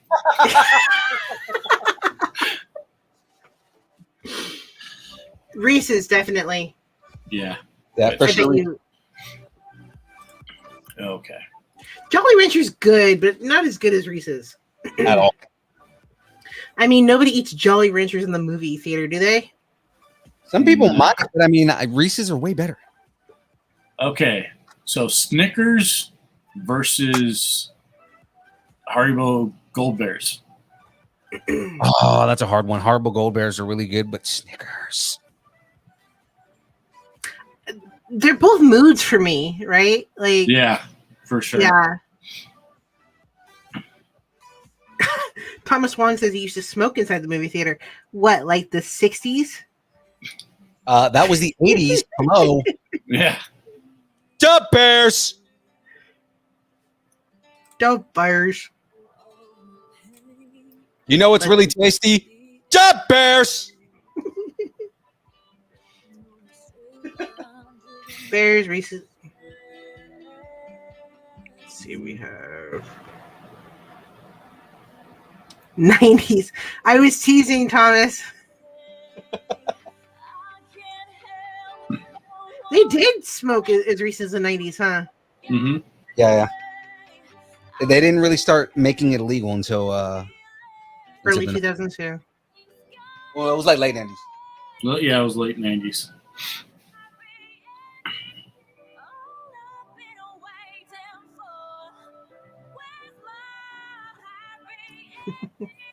Hey, where's my happy ending? What? Can you hear the sound?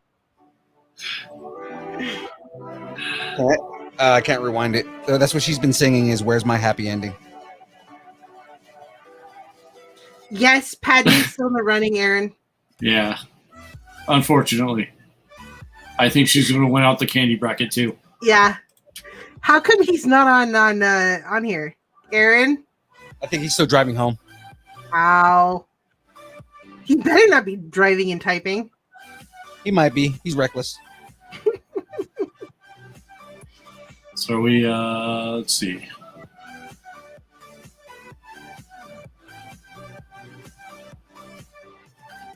What are you voting, Pheonix? I'm doing Haribo. Okay. How do you say that anyway? Haribo. Haribo. Yeah. Padme Until wins. you're Holy shnikes! Till you're The Audi is self-driving. Holy crap! I need one of those. Tyler. What about Thousand Island dressing? You got to be. I was gonna say you got to be like Aaron and have an audience. I want a self-driving car. How easy would it be to get your license with a self-driving car? Right. Kids these days. Jeez. So is it? Are we saying it's the Haribo Go Bears? What was the vote? Well, no, All I think see is Thousand Island dressing won. Yeah. Merida won. That's shit in Spanish. Yes. What was that? What was Bird's favorite princess? I think it's Remember. Merida. I think it was Merida. Hey, Bird's not here today either. Bird. Yeah. This is great. Check it out. You can change the expressions on Batman's face.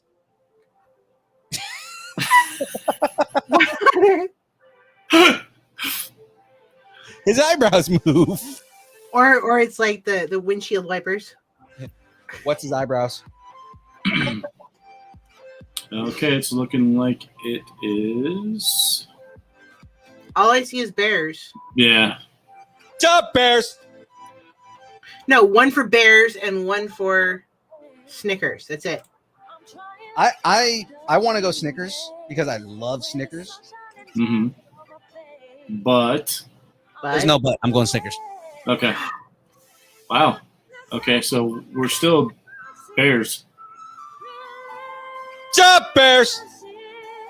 Okay, so it's Bears. Bears. All right. Airheads versus Crunch. Airheads. I never like Crunch bars. Ugh. Crunchy chocolate. Too. Crunchy chocolate. Like,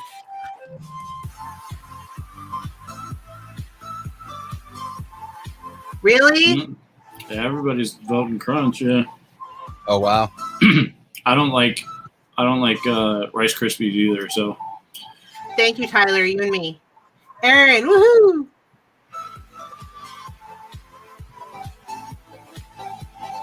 So we have 1, 2, 3 for Crunch, and then and 1, 2 for Airheads. Watching Shang-Chi, we should have to pick each other's candy that we have to eat. Ew! No, because now you know my weakness, James.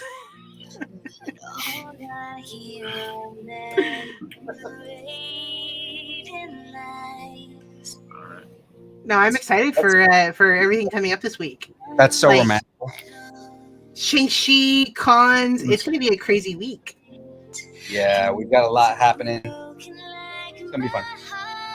so James, you've got to plan the trip on the distance nerding jet because I feel left out.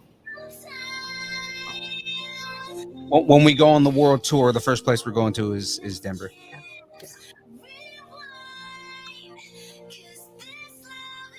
Twix and almond joys for all. I would go with the almond joys. I love I'll be almond okay joy. with that. I don't know why everybody hates almond joy so much. I would be dead.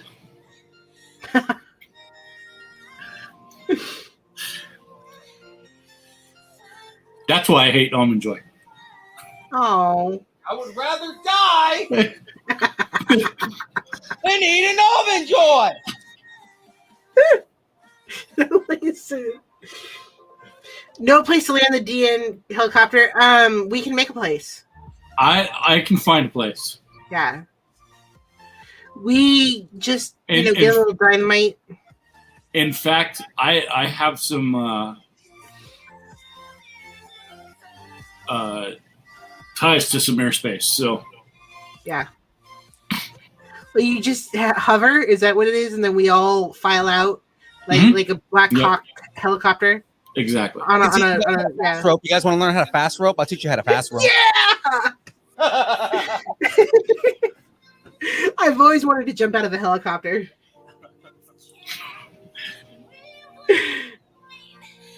Where's Thomas Wong at? Thomas, you want to go fast rope? Let's go fast rope.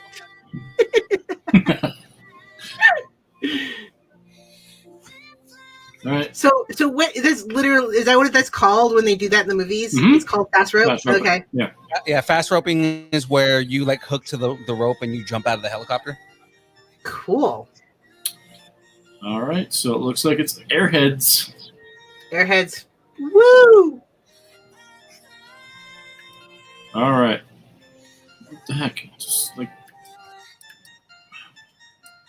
So I guess we vote on Haribo versus Airheads. It's starting to look real batty in here.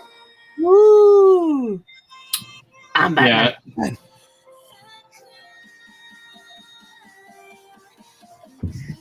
I'm Batman.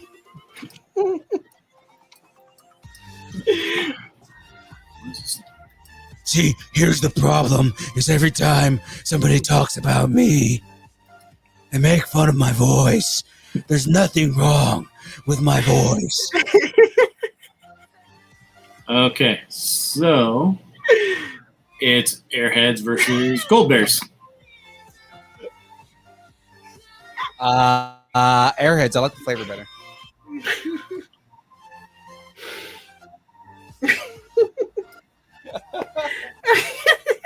You like the random Batman just like yelling at everybody? Yes. That's what I should do. I should have you record something for me and just like, because I get teased about my like I've had Mario. I get constantly teased about what my my alerts are. Like it's so so generic. I should have you do something original for me. Oh no, it's me, Mario. Opa. No, it's like the ting ting ting. Yeah. Although it's really annoying when someone texts you over and over again. Ting ting ting ting ting. But I win. We had AA. We have like. Hold on. Yeah, we're in the last one. Yeah, last one before the or last two. Yeah, it's Haribo versus Airheads.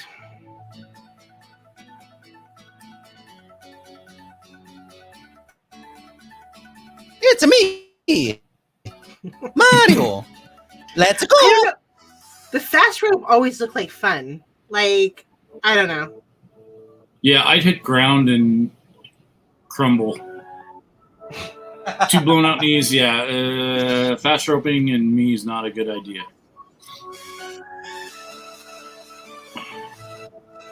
When I was younger, I used to do the like looking for cadavers and stuff, or looking for some idiot that got lost in the mountains. I used to love propelling and like all that stuff. Just pretend like I was a great big, like I was a spy in 007 and I would we had this one guy on the team that hated doing it, and he'd be like, "Stop doing that!" And I'd bounce around him on the rope.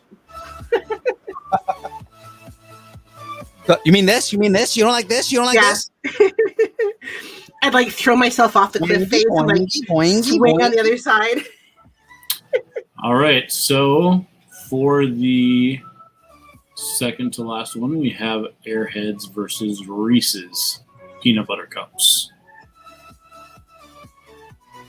So, do Airheads win? Yeah, Airheads won. Okay. I guess so. Wait. Okay. Well, wait, is it... Okay. Yeah, because you voted Airheads, right? Yeah, so it's Airheads versus Reese's. I'm just being dyslexic. Yeah.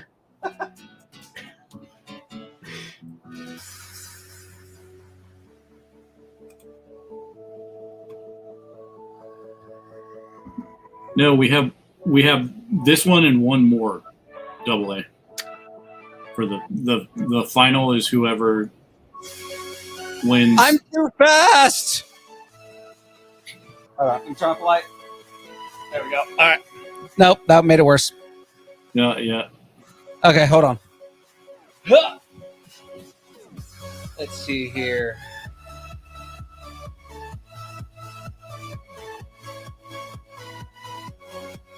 All right. That was scary.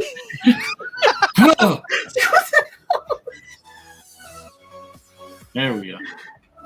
Nice. Sweet. He's got the chin strap and everything. No, I'm not a bat. I'm a person, just like you. Wait, no, I'm not I'm a bat.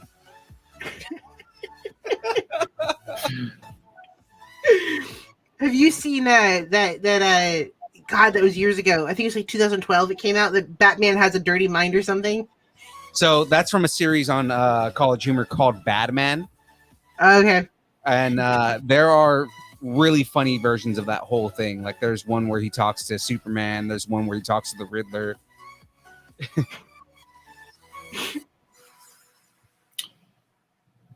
She's only mad because I got that. Okay.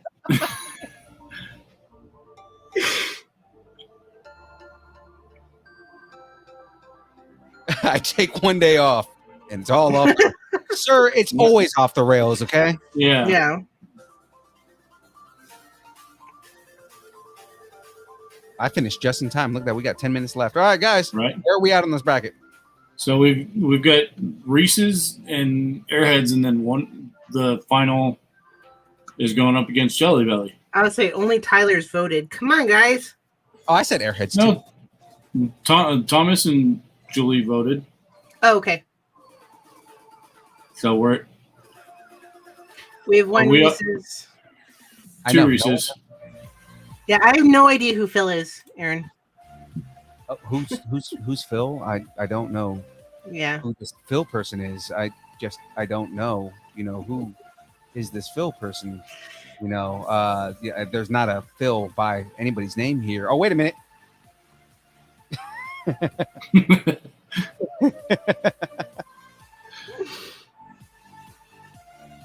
Oh, you want to hear my Shaggy? Why? Gee, Scoop. Zoinks. Zoinks.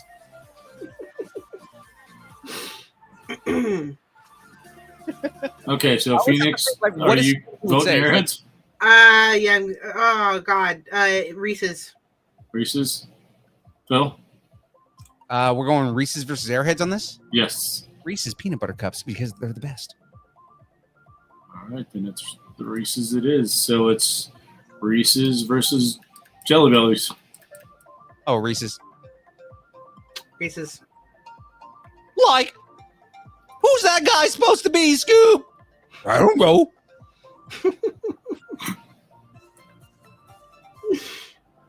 Well, Scoob, you have to figure out who he is. Who? I don't know who that is. Oh, Scoob, you're so funny. Ree? Oh, shucks. I made all that up just so I could do the laugh. That's all.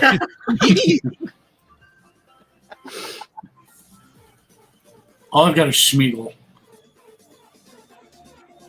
I don't do voices. X right, Rebecca Ferguson.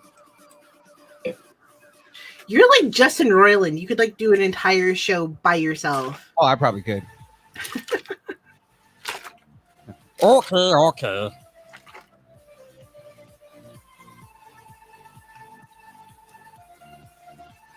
Phil, since you can do Shaggy, can you do a Marty McFly? Marty McFly's a little bit different. I can do an exaggerated Marty McFly, but I can't really like dead on do Marty McFly. And it's just because a lot of that is just kind of that kind of like crackling that Shaggy does. The oh geez, you know, that whole thing. It's the same thing with like Morty. Oh geez, Rick. Oh, jeez. I mean, he literally is Marty McFly, like a very He is. yeah. And again, he's exaggerated, right? Like, oh, jeez, Rick.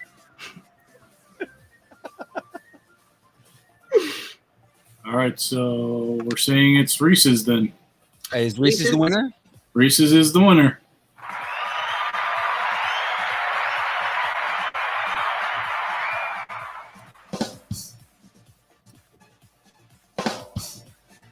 Perfect timing.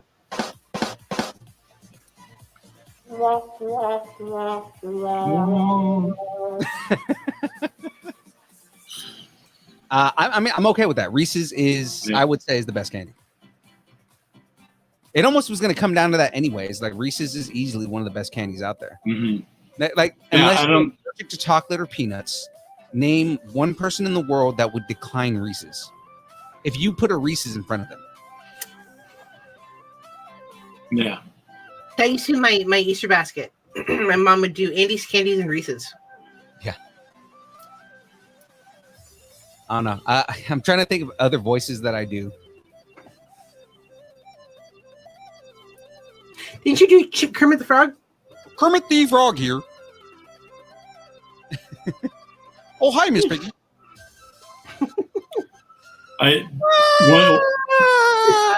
One of my old roommates I used to freak out with Schmeagle. Oh, I got to hear this. Do Schmeagle. Okay.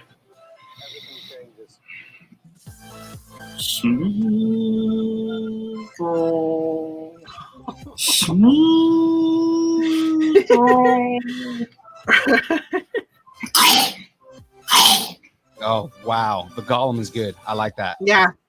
Yeah. I had an ex that used to do Bill Clinton really well. And it freaked me out. It's the precious. Happy little habitus. Oh, shit. That gave me chills, man. Nasty little habits. Yes. Okay, that is great. But like in that same realm, because I can do Stitch from Lilo and Stitch, right? Mm-hmm. You know, so like Peggy. Ohana. Ohana means family.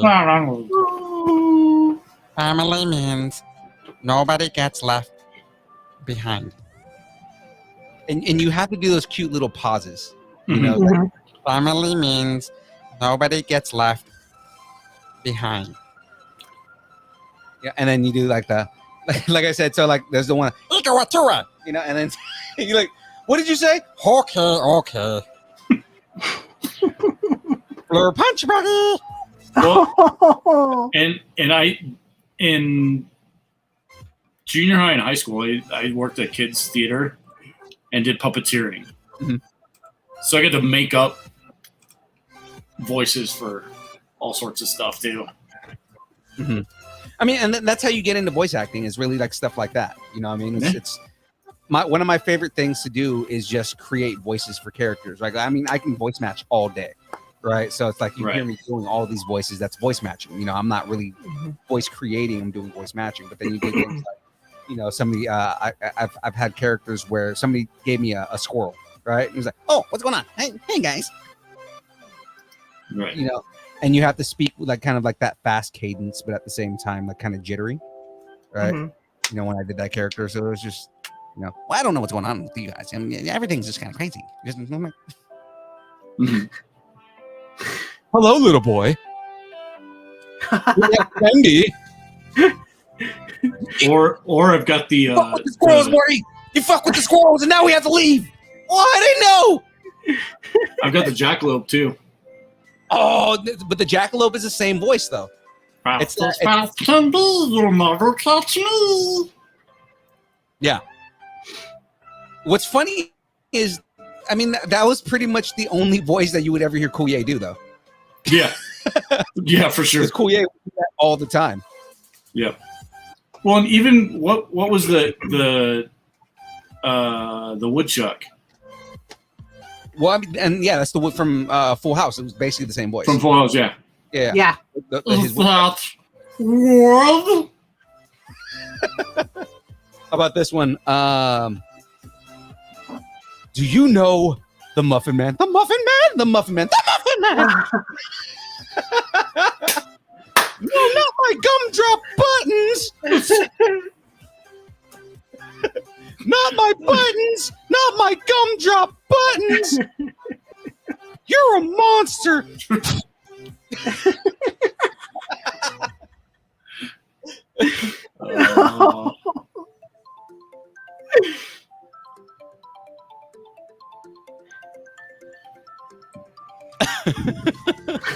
Well, guys, it's 8 o'clock.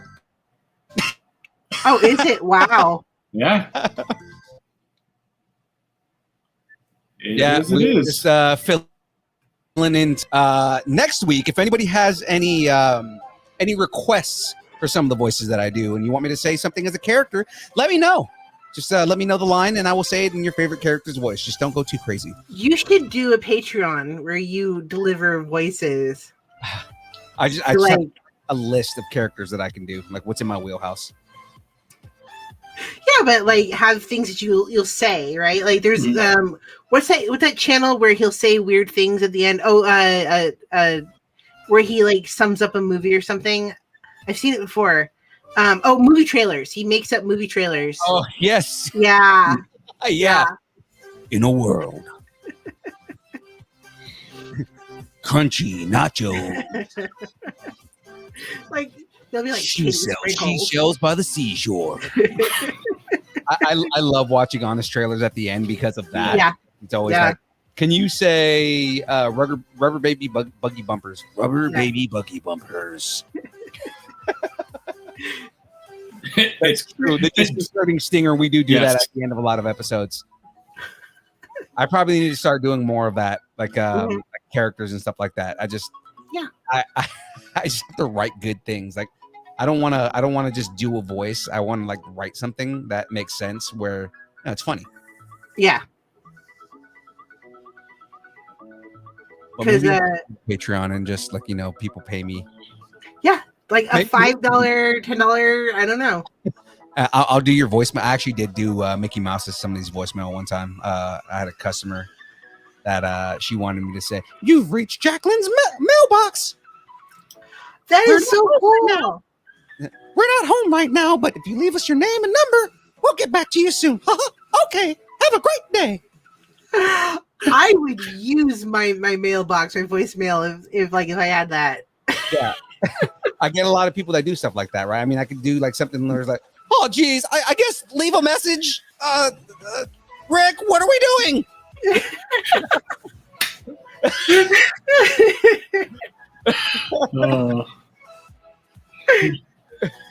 That's awesome. That you should set up a Distance Learning Patreon. I would just like have young Phil do your favorite cartoon character voice as your voicemail. Yep. And then I get sued because I'm right. You've monetized it. Because before I have it monetized, this is like the first time monetizing it, so they're gonna like sue the pants off of me. And that's when we never saw young Phil again. And that was the last time we saw young people. Until next time, same bat time, same bat channel, distancenerding.com. Yeah, it's funny. I'm doing the sign off and I'm not really doing the sign off. All right. You should have used that. Ladies and gentlemen, this is, in fact, the end of the show. Let's start bringing the music down here. I guess I'll do it again for anybody that wants to hear it. Do a clean version of it here, right? Until next week, same bat time, same bat channel, distancenerding.com.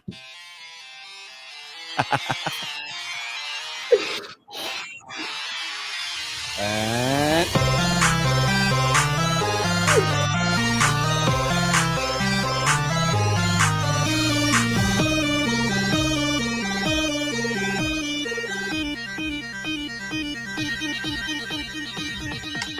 I'm Batman.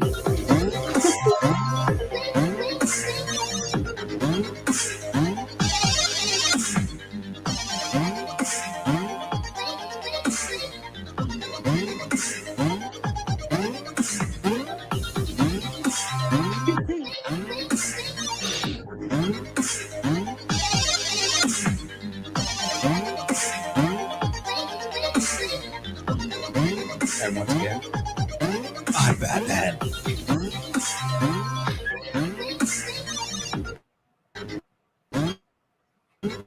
Oh no.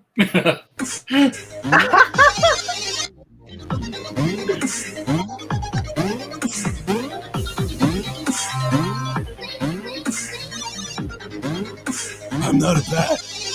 I'm not a bat. I'm a man. Chloe's man.